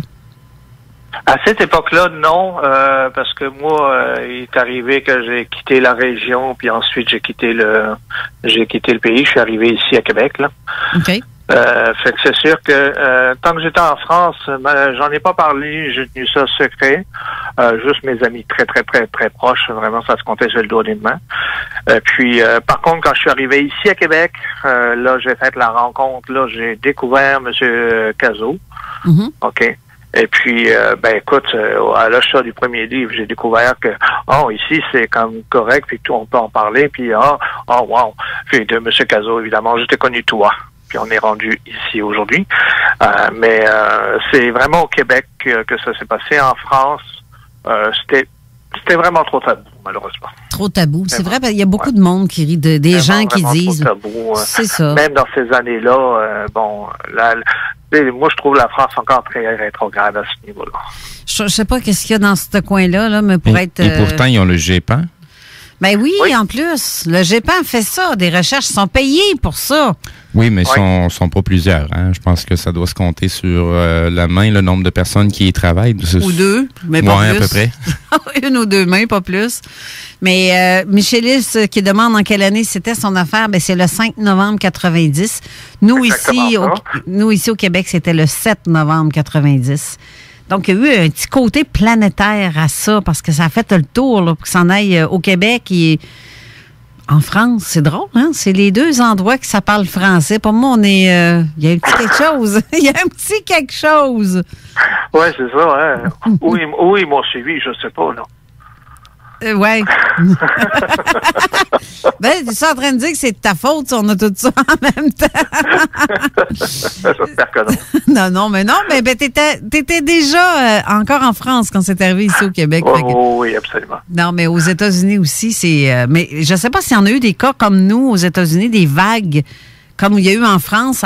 2 jours après, c'est chez nous. Puis, tiens, regarde, c'est bizarre. Ben, il y a eu pas mal de vagues aux États-Unis. Ça, je sais qu'il y a eu beaucoup de vagues aux États-Unis. Il y a eu des vagues célèbres. Mais est-ce que ça a rapport avec ça? Je sais pas. Hein? Oui, c'est ça. Les lumières de Houston et compagnie, je sais pas si tout ça, ça a rapport. Je le sais pas. Parce que ce qu'on voit aux États-Unis, ça a l'air tellement plus méchant. Ça a l'air plus mauvais, comme je dirais plutôt calculé, comme intra. C'est très cinéma, hein? Ouais, c'est ça. C'est très cinéma, là. Eux autres, ça fait freaker un peu les affaires. Nous, il me semble que, comme tu le dis, c'est beau ce que tu as vu. Tu n'as pas eu peur, tu t'es senti bien. Non, vraiment pas. Puis, je pense pas avoir eu de séquelles de ça. J'ai pas été traumatisé, mon frère non plus. Je vous avouerai franchement qu'on n'a pas vraiment reparlé à part cette semaine, parce que là, j'ai dû annoncer que je passais à la radio. Mais sinon, c'est pas quelque chose qu'on aborde facilement, même dans une famille. Fait que c'est sûr que de casser justement cet isolement, ben ça peut faire peut-être du bien. Je veux juste revenir au sujet. Oui. Il y a une des personnes qui nous envoie via SMS. Lui, ça lui fait penser à un documentaire qui a été vu du côté de Netflix qui s'appelle On Acknowledgement. Oui, c'est ça que c'est. Je sais pas si c'est une télésérie ou c'est un documentaire du côté de Netflix. Donc, il dit des milliers de cas aux États-Unis, mais toujours démentis. Oui, puis j'ai Marie-Josée qui demande l'armée. Est-ce que c'est l'armée ou c'est la police? Ben, vous autres, les gendarmes que vous appelez, qui sont venus vous interdire d'en parler? Oui, c'est les gendarmes. Ça correspond à GRC. Est-ce que tu te souviens, qu'est-ce qu'ils vous disaient pour vous faire taire? Ils vous ont-ils menacé? Tout simplement que ce qu'on a vu, c'était pas d'origine extraterrestre, c'était humain, fallait pas en parler, que tout allait bien, que c'était des manœuvres tout à fait normales, qu'il fallait pas s'inquiéter, il fallait surtout pas en parler aux médias. Ça a pris du temps d'ailleurs à se rendre aux médias, puis les peu de médias qui en ont parlé, les grands journaux français en ont parlé dans les jours suivants. Mm-hmm. OK? 1 minute, 2 minutes maximum. Évidemment, tout ça pour dire que vous inquiétez pas. Oui, il y a peut-être eu quelque chose, mais ça a été très succinct, puis tout va bien, c'était un ballon sonde. Ben oui! Je veux dire, le cas classique, là, c'est pas, on n'a pas eu évidemment, ils ont essayé de tirer ça il fallait pas en parler, c'était la télévision, tu sais, public, fait que c'est sûr que ça marchait pas, là. Tu sais, je veux dire, on peut pas... Ils allaient pas dire au monde, ben oui, c'était ça, puis, tu sais, ils vont pas faire peur au monde. Quand on voit ce qu'un coronavirus fait avec du papier toilette, imaginez-vous si on annonçait qu'il arriverait demain matin. Bon. C'est peut-être pour ça, la folie du papier de toilette. Vous allez en avoir besoin pour ceux qui vont faire dans le culotte, parce que c'est fou, là. Il y en a beaucoup de ces temps-ci, en plus, des observations. Les gens sont là. Oui.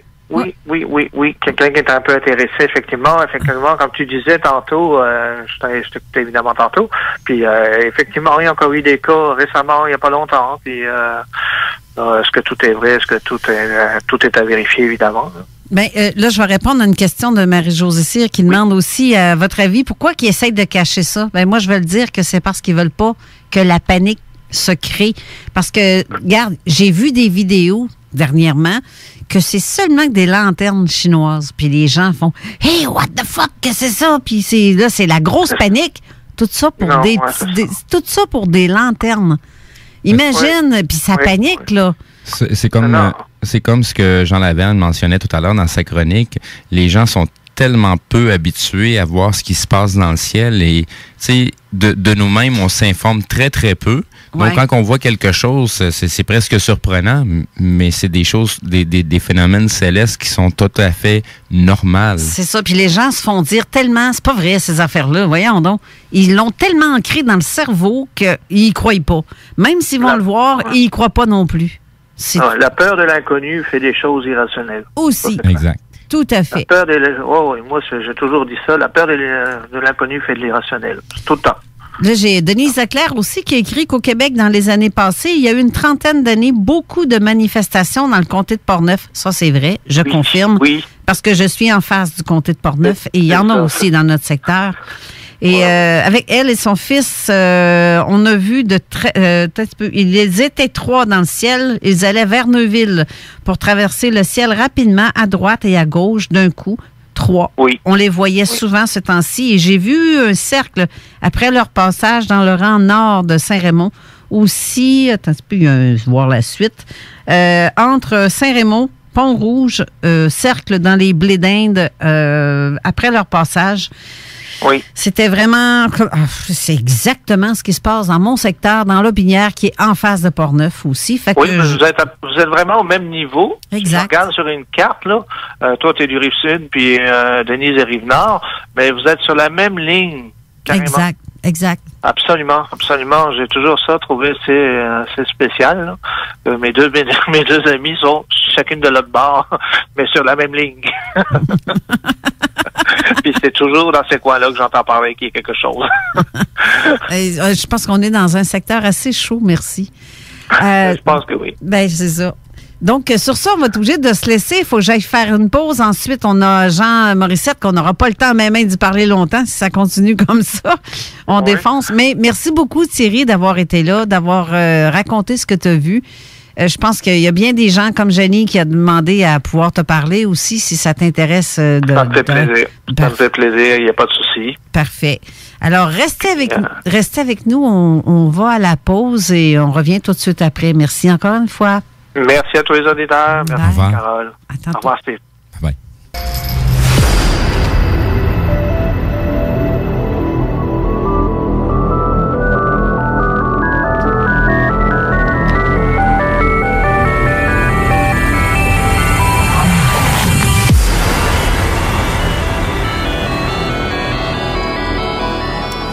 De retour en studio, c'est-à-dire que là, présentement, on a Jean Morissette au téléphone. Bonjour, Jean Morissette. Allô tout le monde. Allô, Carole. Allô, Steve. Salut, Jean. Tout le monde va bien? Ben oui, ça va bien toi-même, dans le fond. Tout est petit guidou. T'as écouté Je me confine, très cher. Je me confine chez nous. Mais t'as écouté le début de l'émission avec le témoignage de Thierry. Qu'est-ce que t'en penses? Ton avis en tant qu'expert? Ah non, écoute, c'est des cas extraordinaires. Tout le monde capote sur les lumières de Phoenix, mais les meilleurs cas, c'est les vagues en France. La vague de 54, si ma mémoire ne me joue pas de tour.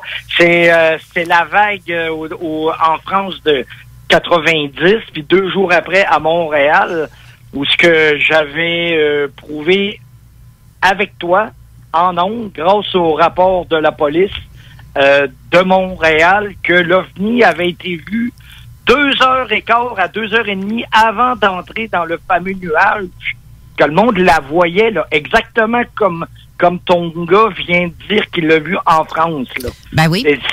C'était ça, c'était grand, comme 5 terrains de football, ça, c'est prouvé. Tu parles de Place Bonaventure, ça? Hein? Tu parles de Place Bonaventure? Place Bonaventure. Ça a été prouvé scientifiquement, là. C'était grand comme 5 terrains de football. C'était pas juste un? Pardon? Pardon? C'était pas juste un terrain de football. C'est grand Moses, un terrain de football, là. Ah oui, mais là, c'est 5, là. Ça a été prouvé grâce au rapport Kenneth, je me souviens pas de l'autre nom, là. Kenneth Arnold? Oui. Pardon? Kenneth Arnold? Non. Ça, c'est le gars qui a dit, le premier, qui avait vu de quoi, qui ressemblait à des soucoupes qui ricochaient sur l'eau. Ah, et là, les journalistes ont dit, c'est des soucoupes volantes. Flying Saucer, mais c'était pas ça, là. J'ai trop d'informations dans ma tête, des fois ça déborde. Oui, je sais qu'il y a Kenneth aussi, mais c'est le rapport Kenneth Hines. OK. Et eux ont prouvé, grâce aux photos du journaliste, qui est monté sur la place Bonaventure, puis qui a pris les photos, c'était calibré, c'était un bon appareil. C'était pas les lumières du mille de la Gauchetière, c'était un objet qui était grand comme 5 terrains de football, l'esprit. C'était là, puis ça a été vu sans nuage, parce que tout le monde partait l'enquête de là, hein. les photos, puis tout ce qu'il y a eu après. Mais personne ne parlait de ce qui s'est passé avant. Il y avait juste à lire le rapport de la police. Ben, tout le monde, c'était très clair. Puis à part de ça, le policier écrit 14 fois l'objet. Fait que ceux qui pensent que c'est des lumières, là, réveillez-vous. C'était un objet physique. Oui. Eh oui. Mais bref, là, tu vois, j'ai René qui dit que c'était aucunement pour la panique qui gardait le secret, mais pour les technologies, pour les aider à prendre et conserver le pouvoir totalement sur le peuple. Ils n'ont aucun problème pour faire paniquer les gens et ils ne s'en serviront bien au moment donné. Je suis d'accord avec toi en partie, René, sauf que l'autre partie, les gens se font tellement mettre dans la tête que ça n'existe pas, que la journée que ça va leur arriver d'en voir, ils vont chier les briques. Excusez l'expression, mais c'est ça. Ils vont vraiment avoir peur. Parce que les gens ont peur de ça parce que ils mettent dans la tête des gens que c'est dangereux, des ovnis. C'est épeurant, des ovnis, puis on sait pas ce que c'est. C'est comme les fantômes. T'as beau dire que ça n'existe pas, puis tu peux le penser réellement. Il n'y a pas d'ovnis, il n'y a pas de fantômes, il n'y a pas d'apparition. Mais tant que t'es pas devant, tu peux pas l'imaginer. Puis même si tu le vois, des fois, ton cerveau s'arrange pour que tu l'oublies. Fait qu'imagine. Oui, exact. Imagine. Fait que c'est pas tout le monde qui peut arriver à avoir une conscience assez élevée pour s'imaginer que quelque chose vient d'ailleurs, puis ça soit physique d'une autre planète ailleurs dans notre univers, que ça vienne d'un univers parallèle, qui vienne du futur, du passé, voyageurs de temps, voyageurs de n'importe quoi. Il y en a qui sont pas capables. Puis il faut pas leur en vouloir. Ils sont juste pas capables parce que ça leur ferait trop peur, ça les ferait trop capoter. Ben c'est ça. Exactement. Parce que c'est comme dire, tu te fais dire depuis que t'es jeune, tu crois pas aux fantômes. Voyons, ça n'existe pas des fantômes. Il n'y a pas de monstre dans ton garde-robe. Il n'y a pas de main qui va sortir dans dessous de ton lit. Non, mais c'est parce que les jeunes se font compter ça depuis leur jeunesse. Si tu vas pas te coucher, le bonhomme 7 heures va venir te pogner. Ben là, tu vieillis et tu grandis dans la peur de tout en partant. Puis il raconte moi, j'ai eu peur en Simonac parce que ma mère voulait tellement que je me couche de bonne heure. Puis ça, c'est vrai, je vous jure, là. Il n'y avait pas juste le bonhomme 7 heures. Il y avait la bonne femme 10 heures aussi. Ça, vous avez jamais entendu parler de ça. C'est une invention de ma mère. Oui, c'est ça. Rendu à 10 heures, si tu fais pas de dos, tu vas avoir la claque. Il fallait que je me couche. Puis comme que vous savez, moi, je suis un couche-tard. Fait que j'ai-tu eu peur du bonhomme 7 heures et de la femme 10 heures? Oui, mais pas des fantômes puis pas des ovnis. Non, toi, t'as ça dans le sang, hein, depuis que t'es petit, hein, ces affaires-là, ces intérêts-là? Ah oui, ça, depuis que j'ai vu mon observation, j'avais 10-15 ans, là, sur le bord du fleuve, vers Rivière-du-Loup, là. Puis tous les témoins changent, hein. Ceux qui voient vraiment de quoi, là, qui voient réellement, pas qui pensent avoir vu, la seconde que vous vous posez comme question, est-ce que c'est une lumière normale? Est-ce que je suis en train de rêver? Ça, c'est rien. Je m'excuse, c'est rien. Parce que quand ça part d'ailleurs, vous le savez, intuitivement, vous le savez, et vous changez instantanément. Il y en a qui ont été guéris, il y en a qui malheureusement ont eu des maladies, il y en a qui sont mis à créer des moteurs, il y en a qui sont mis à dessiner ou à faire des engins volants. Le témoin change. Et ça, tous les ufologues doivent le savoir à la base. Ouais. Et si ton gars, si ta personne qui est en avant de toi fait des suppositions, non, il y a de quoi, là. Alors que si la personne est sûre, dans 90%, je dirais, c'est vrai. Oui. Non, exact. Ben, c'est tout le temps le point commun à la majorité des gens qui ont vu quelque chose.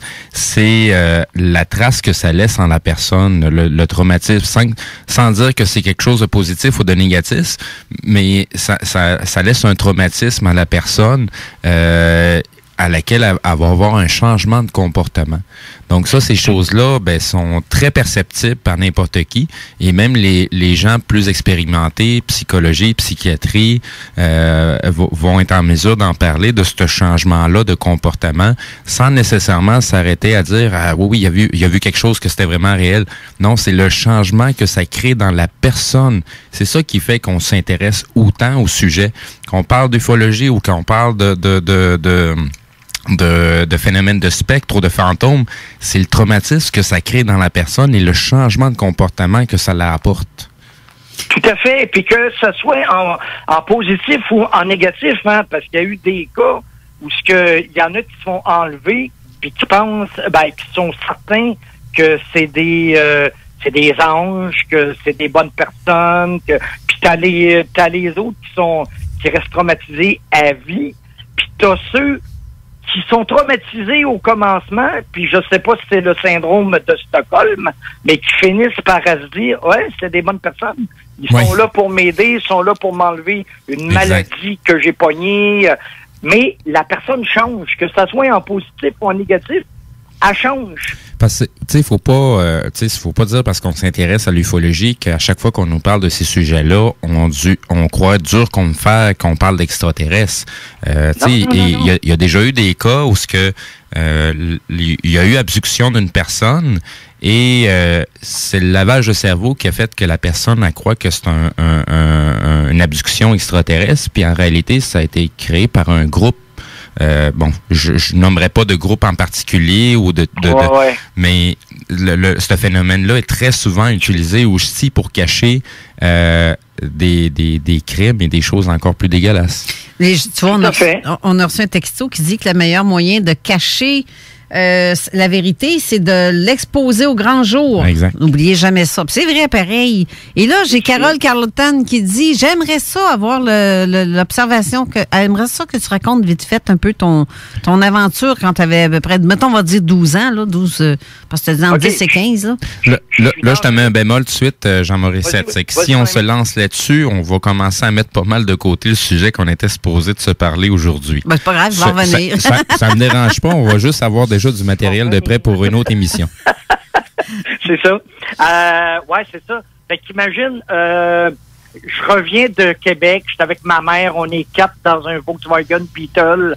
Moi, j'étais en arrière avec ma mère, j'ai 2 cousins en avant, et tout à coup, vers Rivière-du-Loup, qu'on se trouve être sur le bord du fleuve, je vois au loin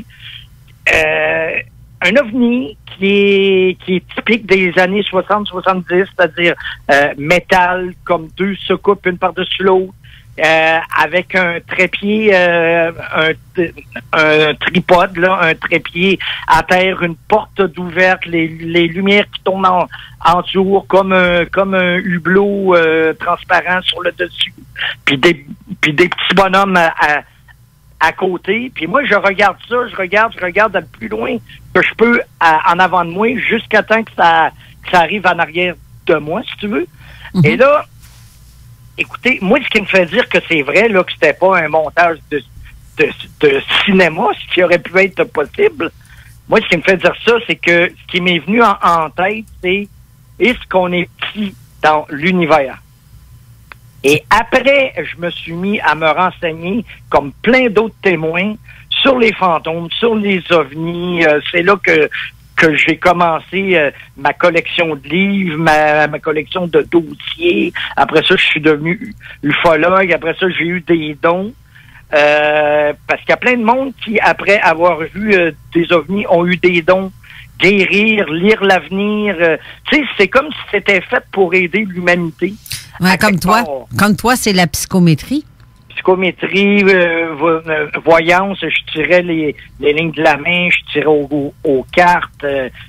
Après ça, plus tard, j'ai fait de la psychométrie. Je pouvais guérir, je suis pas médecin, mais je pouvais enlever certains mots à des personnes, mots physiques, je parle. Là. Oui. Et mais j'enlevais le mal, j'enlevais pas la cause. Oui, ben c'est ça. C'est un peu comme moi, dans le fond. Tu sais, on se faisait des tests, auto-tests, t'en souviens, quand tu étais venu chez moi à un moment donné, puis tu avais mal dans le dos, puis tu allais en voyage, etc., mais en bateau, je pense, en croisière. tu étais venu, puis on faisait des tests, puis moi, je te disais, regarde, on va essayer quelque chose. Mais ça s'appelle du Reiki. En fait, c'est des énergies qu'on envoie de guérison. Puis c'est vrai que on dirait que certaines personnes ont cette capacité-là après. En tout cas, moi, je l'ai depuis que je suis petite, parce que ça fait depuis que je suis petite que je vis des affaires bizarres, remarque. Mais pour une autre raison. Moi, j'ai fait... C'est bizarre, mais pour nous, c'est normal. Oui, c'est ça. Exactement. Moi, je dis souvent en farce, le paranormal, c'est ma réalité quotidienne. Mais c'est pas loin de ça. Non, c'est en farce tout ça, mais oui. Pas loin de ça, là. C'est que à quelque part, on sait et on fait des choses que certains veulent pas savoir, qui ont peur de savoir, mais que nous, ça nous dérange moins, sinon du tout. Puis si vous vous demandez pourquoi est-ce que dans certains cas, c'est traumatisant, puis dans certains cas, c'est comme angélique, c'est que moi, je crois que tout ce qui est en haut est comme ce qui est en bas, puis tout ce qui est en bas est comme ce qui est en haut. Principe alchimique. Donc, je crois qu'il y a des habitants d'OVNI, ou appelle-les comme tu veux, qu'il y en a qui sont bons, puis il y en a qui sont moins bons. Il y en a qui viennent pour nous écœurer, puis il y en a qui viennent pour nous aider. Tu sais, au bout de la ligne, c'est juste une question de vocabulaire, puis de l'époque. Tu sais, à une certaine époque, les gens étaient très, très religieux, donc ils vont mentionner avec des mots utilisant des anges, des démons, des choses comme ça. Voilà. Tu sais, aujourd'hui, le vocabulaire qu'on va avoir... pas dire nécessairement qu'il est beaucoup plus élaboré, mais on va prendre un autre vocabulaire pour mentionner exactement les mêmes phénomènes. Donc, d'une époque à l'autre, on change notre vocabulaire pour mentionner les mêmes phénomènes. Mais même à ça, au bout de la ligne, le seul point commun qu'il y a, c'est toujours l'être humain puis sa perception. C'est de la façon que l'être humain réagit. C'est ça le point commun d'une époque à l'autre et d'un vocabulaire à l'autre aussi, là. Et voilà, puis tu vois, là, je suis en train d'entrer les cas, puis mes dossiers, puis tout ce que j'ai dans des revues, puis des livres. Puis, écoute, il y a un cas au Moyen-Âge, en 1200 quelques.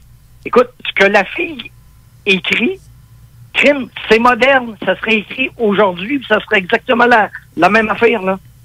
Elle a rencontré des petits bonhommes, puis elle les décrit, puis elle se fait enlever, puis elle se fait mettre sur une table, puis en 1200 quelques, là. 1200 quelques. Je te jure. Hey, wow! Regarde, tu vois, ça date pas d'hier, ces affaires-là. Ça date dans le temps de la Bible, justement. Puis tantôt, on parlait avec Denise qui écrivait que même dans les tableaux, tu vois que certains tableaux dans les années, je sais plus quelle année, des vieilles affaires. Vers le temps de l'honneur de Vinci. Oui, c'est ça. Tu notes qu'il faut faire attention, comme il y a une tapisserie où ce qu'on voit un espèce de chapeau qui est dans les airs, puis le monde ils disent c'est un ovni.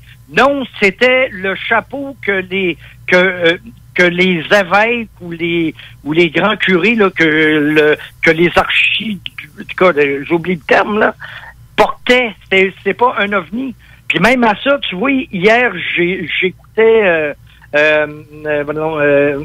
Secret d'histoire, la vie de Charles Quint, et il y avait justement un prélat de l'Église qui porte exactement ce chapeau-là. Exactement. C'est pas un ovni. Il y en a que oui, comme tu en as un, entre autres, tu vois, à l'arrière-plan du tableau, ce qu'on voit une vierge et l'enfant, puis tu vois comme un berger qui a un chien qui jappe après quelque chose qui est dans les airs, qui envoie un rayon.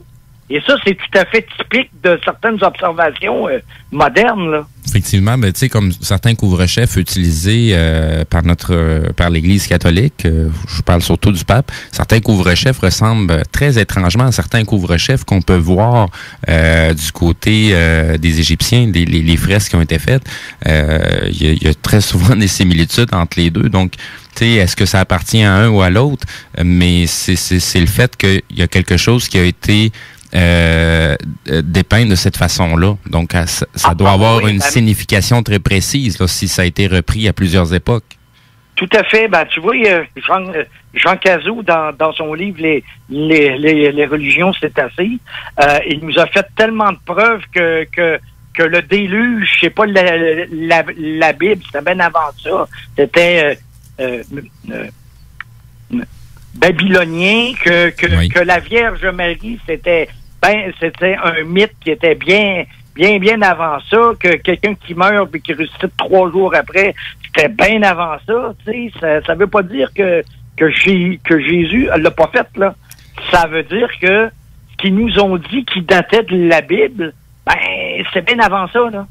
Exact. Ben, je regarde même le commentaire qu'on reçoit aussi par texto qui dit que même dans le temps d'Égypte, on voit des formes d'ovnis, d'engins, en fait, aussi, ou des vaisseaux. Exact. On voit ça date de 5000 ans, je ne sais plus combien. Tu sais, ça date pas d'hier. On voit toujours les mêmes images, mais si vous allez voir sur ma page du fond de mes archives ufologiques, sur Facebook, si vous n'êtes pas encore membre, rajoutez-vous.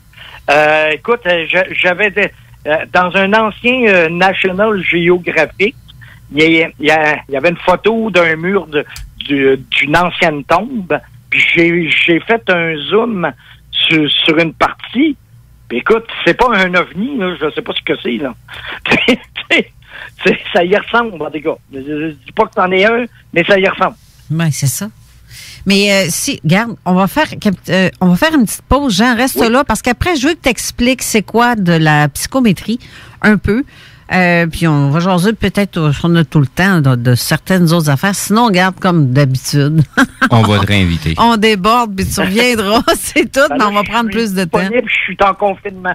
Ben, c'est justement m'en profiter, tu me crois-tu? Abuse. OK. Ne quittez pas, on revient tout de suite après.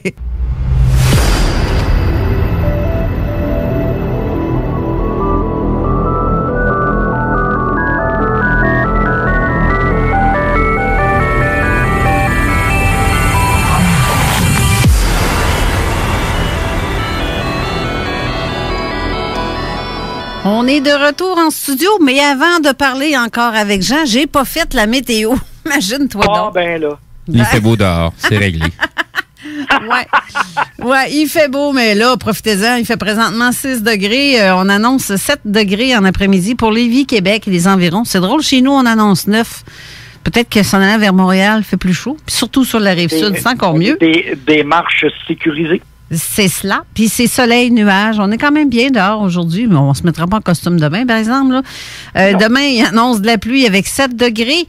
Je ne sais pas combien, le pourcentage de pluie, mais c'est 80 de probabilité. Lundi, retour du soleil avec 5 degrés. Mardi, de la pluie à 6 degrés, 80 de probabilité. Mercredi, encore une fois, 1 degré, mais là, c'est de la neige attendue à 60 ou des flocons. C'est drôle, de cette semaine, il fait soleil puis il grêle ou il neige en même temps. Pas compliqué. Jeudi, 4 degrés. Vendredi, 4. Et le retour du soleil, en fait, sera samedi avec 9 degrés. J'ai hâte que le printemps arrive vraiment plus vite que ça, là. C'est des temps à microbes. Au moins, on a des échantillons de jour en jour durant la semaine. Oui, c'est ça. Mais c'est pas un temps pour coucher dehors, là, mais mettons que... J'ai déjà vu, moi, tomber de la grosse neige à Montjoli dans le bas du fleuve au mois de mai. Fait que c'est peut-être pas pour demain, là, tu sais. J'ai déjà vu ça en mois de juillet. Essaye de battre ça. Hein? Eh oui. Pas moi. Ma piscine, elle tenait pas en bas de 60, 65, jamais. Puis à un moment donné, j'ai vu 3-4 flocons tomber. Je rêve-tu? Hein? Je pensais rêver. Je voyais une neige. Il neigeait en plein mois de juillet. Il faisait à peu près 2 degrés. C'était fou, là. Toujours à Montjoli, un 23 décembre. Tout le monde était dehors en manche courte. Tout le monde lavait le retour. On avait eu une journée hyper chaude. Et le lendemain, la grosse tempête. Pourquoi? On sait pas. Oui, c'est ça. T'es en plein ça. Là, si tu veux me parler de la psychométrie. De la psychométrie. Qu'est-ce que ça mange? Ça, ma belle Carole, I'd like to say a big hi and a big hug to Deroba and Anthony from Haverhill, Massachusetts, USA. Pourquoi? Parce que quand j'ai été à mon voyage au Pérou, j'ai fait de la psychométrie. Puis comme tu sais, je dis souvent, si moi je suis capable, toi Carole, t'es capable, Steve est capable, et je l'ai fait faire à Anthony au Pérou. Tu sais, sur les grosses roches qui pèsent des tonnes, là. Ouais. On a fait de la psychométrie, puis je vais vous dire après qu'est-ce qui est arrivé. Mais avant ça, psychométrie, c'est que ça te permet de savoir des informations sur une personne qui est décédée, vivante ou disparue quand tu touches quelque chose qui leur appartient. Soit par une photo, un objet, une montre, une bague, tout ça, là, tu touches, ouais. tu penses à rien et là, tu as des informations.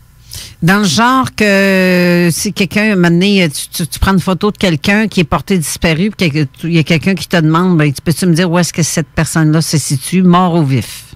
À date, ça a toujours fonctionné, sauf dernièrement, j'ai eu un cas, j'attends une confirmation pour une autopsie, là.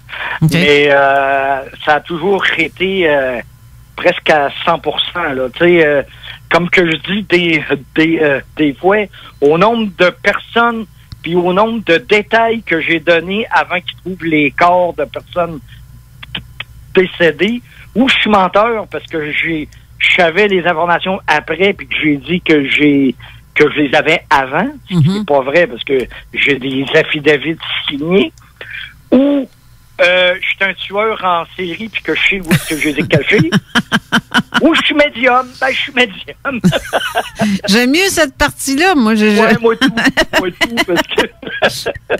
Ça me tente pas de dire qu'un de mes grands chums, il est un assassin, un tueur en série. Et ça me tenterait pas, moi non plus. Non.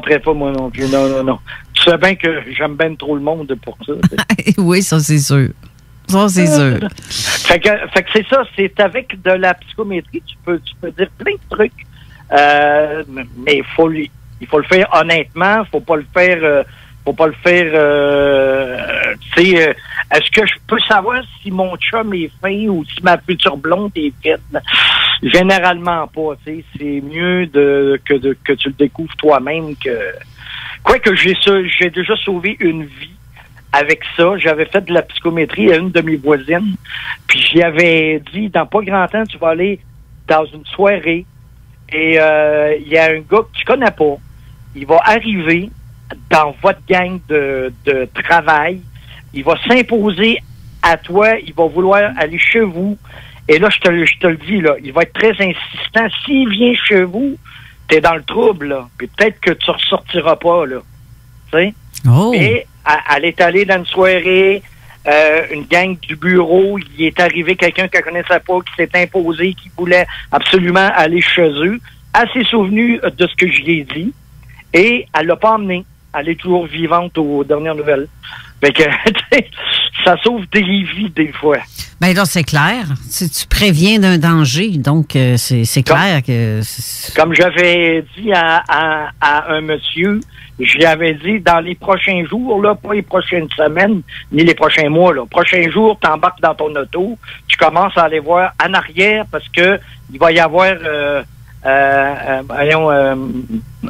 un abeille ou un frêlon ou je sais pas quoi, mais si tu l'enlèves pas, il vient te piquer, tu fais un faux mouvement dans ton automobile, puis tu fais un accident, puis tu t'en sors pas, là.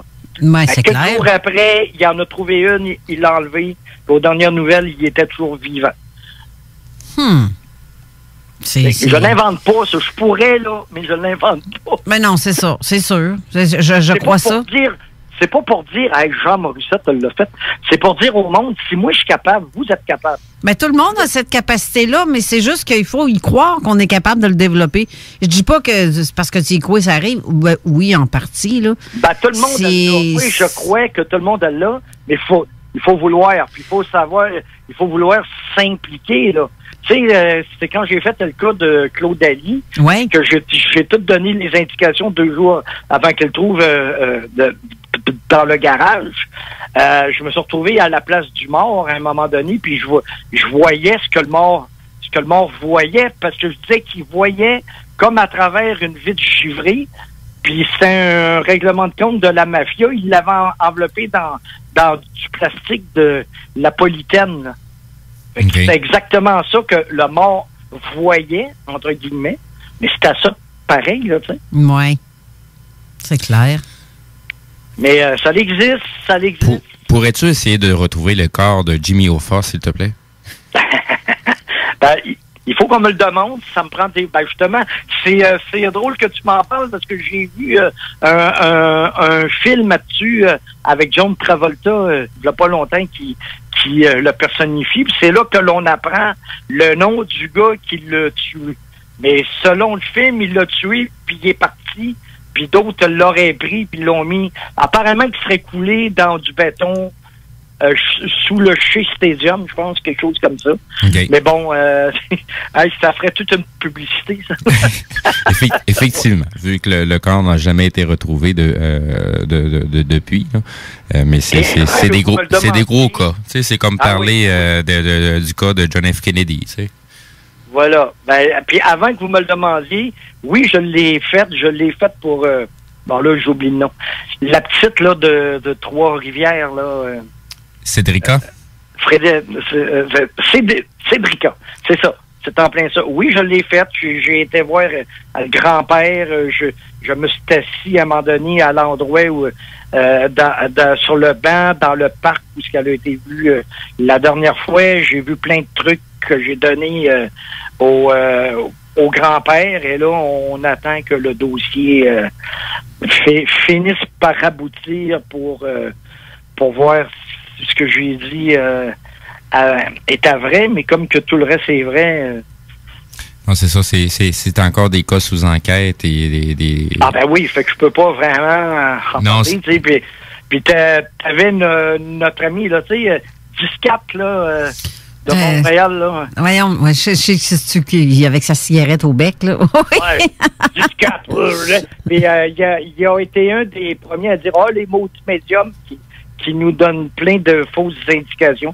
Ben, s'il nous avait écouté d'un premier temps, elle serait toujours vivante, je m'excuse, hein. Mais pour moi, ça, moi, je suis arrivé après. Mais je connais une femme qui est extrêmement bonne, qui dans les premiers temps, disait, elle est vivante, elle est à tel endroit. Oui. Finalement, ils sont pas allés voir, puis là, ils ont trouvé son crâne, mais ils n'ont pas trouvé le corps. Quelque chose comme ça. Ouf. Puis à l'endroit où est-ce qu'ils ont trouvé le crâne, c'est probablement un animal qui l'a amené là. Fait que le corps, à ma connaissance, aurait pas été trouvé encore. Donc, Mathieu nous rafraîchit la mémoire. C'était M. Claude Poirier. Exactement. Claude Poirier, merci beaucoup. Merci. Jusqu'à... Mais... Bon, ça, c'est l'imitation qu'on en faisait, là, mais...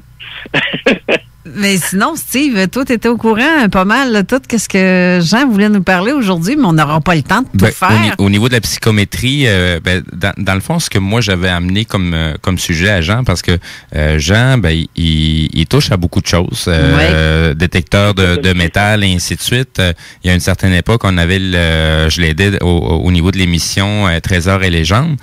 Puis c'est ça, je me demandais s'il y avait déjà eu des objets que tu avais trouvés et par la psychométrie, tu avais découvert certaines choses reliées à l'objet, tu sais, sans nécessairement que ça soit quelque chose d'ufologique, mais tu sais, ça fait partie des recherches aussi qu'on peut faire et les aptitudes de certaines personnes à pouvoir trouver de l'information, des fois on y verra pas nécessairement dans l'immédiat la cohérence, ça veut pas dire que ça n'a pas une pertinence. Oui, tout à fait. Tu vois, j'ai un de mes grands amis, Alain, qui probablement écoute présentement. Salut, Alain. Et qui m'arrive à un moment donné, puis il dit, Jean, il dit, viens chez nous, ça presse, Et que là, j'arrive et il dit, je te dis rien, je te donne cette bague-là, fais de la psychométrie. J'ai dit, OK. Fait que là, j'ai dit, mais ça, on n'a pas de preuves, mais vous allez comprendre après. J'ai dit, ça vient d'une femme. Parce que lui, il fait du détecteur de métal comme moi. Et il avait trouvé cette bague-là. Fait que là, je fais de la psychométrie sur la bague, puis je dis ça appartenait à une dame qui était malade, qui était souffrante, qui était jamais de bonne humeur, mais c'est sa maladie qui faisait ça. Elle avait de la misère à respirer, Okay. Fait que quand j'ai fini, ça, c'est les détails en gros, en général. Fait que quand j'ai fini, j'ai dit, OK, là, je redonne la bague. Puis j'ai dit, pourquoi? Là, il dit, écoute, il dit, j'avais trouvé cette bague-là à Ottawa. Et là, ma fille, elle l'avait nettoyée récemment, puis elle l'avait mis à son doigt. Et depuis ce temps-là, elle ne file pas. Et elle a de la misère à respirer. Ben là, j'ai dit, écoute, là, tu as 3 choses à faire. Soit que tu la jettes, soit que tu la mets dans de l'eau bénite de l'eau. Béni, c'est pas la religion, là, c'est du positif, OK? Ouais. Tu comprends, là? Tu la mets dans l'eau bénite en plein soleil, ou c'est quoi voyons. L'autre, je m'en rappelle pas, mais ça va me revenir. Fait que là, tu vois, j'avais une preuve sur un objet que je savais pas pourquoi est-ce que je faisais de la psychométrie. Okay. Comme, tu sais, à un moment donné, je dis, du temps que j'étais dans les bureaux à Drummondville avec François Bourbeau, il arrive un homme qui vient me voir et il y avait une bague avec une grosse pierre noire. C'est pas parce qu'elle était noire que c'était négatif. Fait que là, je prends sa bague dans les mains et quelque chose que j'ai jamais fait, je retire la bague après 5 secondes. Tu sais, j'ai dit, c'est pas à vous cette bague-là. Il dit non. J'ai dit, ça a appartenu à un homme, hein? Il dit oui. J'ai dit, il a pas mené une bonne vie, ce gars-là, hein? Il dit non. Ben, je dis, je le sais ce qu'il est. Il était dans le négatif après sa mort, là. OK? Ce que les catholiques ont appelé l'enfer, je l'ai vu, là. Il nous disait que c'est un lieu de perdition et de damnation, mais c'est exactement ça, là. C'est une espèce de feu, mais c'est pas du feu. C'est, t'es mal, là. T'es vraiment, vraiment mal de tout ce que t'as fait de mal dans ta vie. Tu sais, il nous disait, un péché mortel, c'est quelque chose que t'as fait volontairement et sciemment.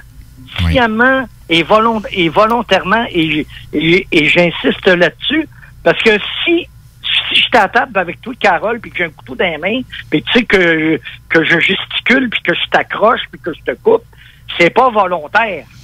Non. Ben, c'est peut-être que tu trouves le steak bon, là. Ben, c'est ça. Je n'irai pas en enfer pour ça. Mais non. Si je te pogne dans un coin, puis que je te coupe la gorge avec le couteau, puis que je le fais sciemment et volontairement, je vais payer pour à un moment donné. Ouais. C'est exactement ça. Et à un moment donné aussi, j'ai vu l'opposé. Une femme qui vient de voir une bague, je dis ça vous appartient pas, et ça appartenait à son arrière-grand-mère ou sa grand-mère. Et la dame était morte et elle était en haut. Et j'ai la bague dans les mains, là. Et je dis à la dame, je suis en train de mourir. Et je suis en train de monter, là, par mon esprit. Puis j'ai dit, lâchez-moi, laissez-moi aller, je suis ben trop bien, je veux aller là. Puis là, la femme, elle me hurle, elle met une brasse de tous les bords, réveillez-vous. Je te jure.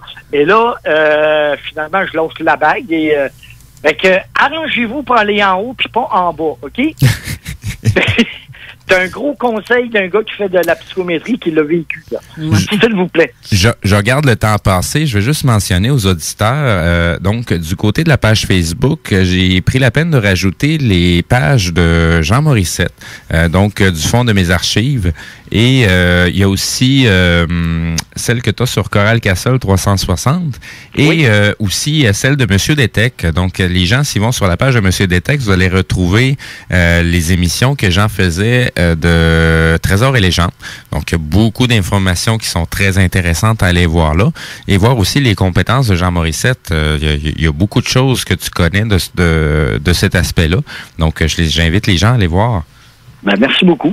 Et là, il y a une chose que je tiens absolument à dire pour Anthony face à la psychométrie, c'est qu'il est arrivé au Pérou quelque chose d'absolument extraordinaire et fabuleux, et je veux le dire. Quand moi, j'ai touché aux grosses pierres qui pèsent des tonnes, moi, j'ai vu un instrument. L'instrument était blanc, mais comme qu'il était loin, je sais pas si c'est petit ou gros, c'était quelque chose qui était carré de forme, mais rectangulaire en longueur, qui était blanc, je voyais quelque chose qui était écrit, mais j'ai jamais été capable de voir qu'est-ce qui était écrit. Et au bout de ce rectangle-là, il sortait comme un cylindre blanc qui rentrait puis qui sortait et qui allait toucher aux roches qui se façonnaient. Ça, Okay? ça c'est des pierres que tu parles au Pérou, ça? Oui, ça, vous les voyez, ça? C'est la photo, mon Dieu, attends un peu, si vous voyez. Ben, je vais en poster une des photos que tu m'avais déjà fait parvenir, qui sont les mêmes que tu voulais faire voir aux gens. Donc, oui, c'est la photo numéro 14. OK. Moi, c'est ça, quand je les sauvegarde, ça me sauvegarde pas avec le numéro que tu lui as donné. Là, c'est une série de chiffres assez bizarres qui terminent avec un N. Donc, je vais poster quelques-unes des photos que tu m'as envoyées, justement, des fameuses pierres au Pérou. Donc, c'est des pierres qui ont été vues dans plusieurs documentaires. Et oui, et j'ai eu la chance d'y toucher de mes mains. Parce qu'il m'a emmené, la dernière fois qu'on s'est rencontrés, il y avait cette petite pierre dans sa poche. C'est assez intriguant. C'est spécial comme... C'est spécial comme pierre, hein, ça? Oui. Oui, à terre, en arrière de l'autobus, c'était à moitié enterré. Mais je vais absolument finir parce que je sais qu'il reste... Oui, il reste même pas une minute et demie environ. Non, c'est ça. Même pas. C'est que quand Anthony, quand il a su que je faisais de la psychométrie, hein, tu sais quoi ça? Fait que là, je lui ai montré quoi faire, comment le faire. Et quand lui a touché aux immenses roches qui pèsent des tonnes, sans que j'aie montré ce que moi j'avais fait comme dessin, il a vu exactement la même affaire. Ah, ben, donc c'est ça, c'est pas juste une personne qui est en mesure de faire de la psychométrie, là. Tout le monde a ce côté sensitif. Moi, je peux le faire, tu peux le faire, Carole peut le faire, Anthony, elle l'a fait, tout le monde peut le faire, il suffit de vouloir. Mais ce qui est extraordinaire, et ça je tiens absolument à le dire encore, c'est qu'Anthony a dessiné exactement la même chose que moi, sans que j'y aie montré, puis sans que j'y aie dit, là. Donc, ces pierres-là ont été façonnées avec ces espèces... Là, je dis pas que c'est extraterrestre ou Atlantide ou... Non. là, il y a une nouvelle théorie, là, de l'Afrique, là, que je crois pas mal, mais je sais pas c'est quoi, mais je sais que ces instruments-là ont servi. Là, Et ça, c'est extraordinaire, ça. Là, sur ce, on va être obligé de le laisser parce que l'émission de Manon Poulain qui commence dans quelques instants, le vent de fraîcheur. Oui. Mais, regarde, Jean, on remet ça parce que on n'a rien parlé de ce qu'on était censé. Non. On a pas mal trop de placotes, fait qu'on se reprendra pour parler en espagnol pour nos amis du Pérou. Dans les semaines à venir, je te recontacte. Ça peut être la semaine prochaine comme dans l'autre, on ne sait pas. Et je vais checker. Parfait. Ben, merci beaucoup. Merci Jean d'avoir été là. Merci aussi à Thierry d'avoir été là aussi pour son témoignage. Merci aux auditeurs. Oui, surtout les auditeurs qui nous ont répondu en grand nombre et merci d'être là. On se revoit la semaine prochaine. Bonne semaine à tous, gang, et merci Steve d'avoir été là aussi. Merci à toi, Carole. Bye. Bonne fin de semaine. Merci. Bonne semaine. Bye.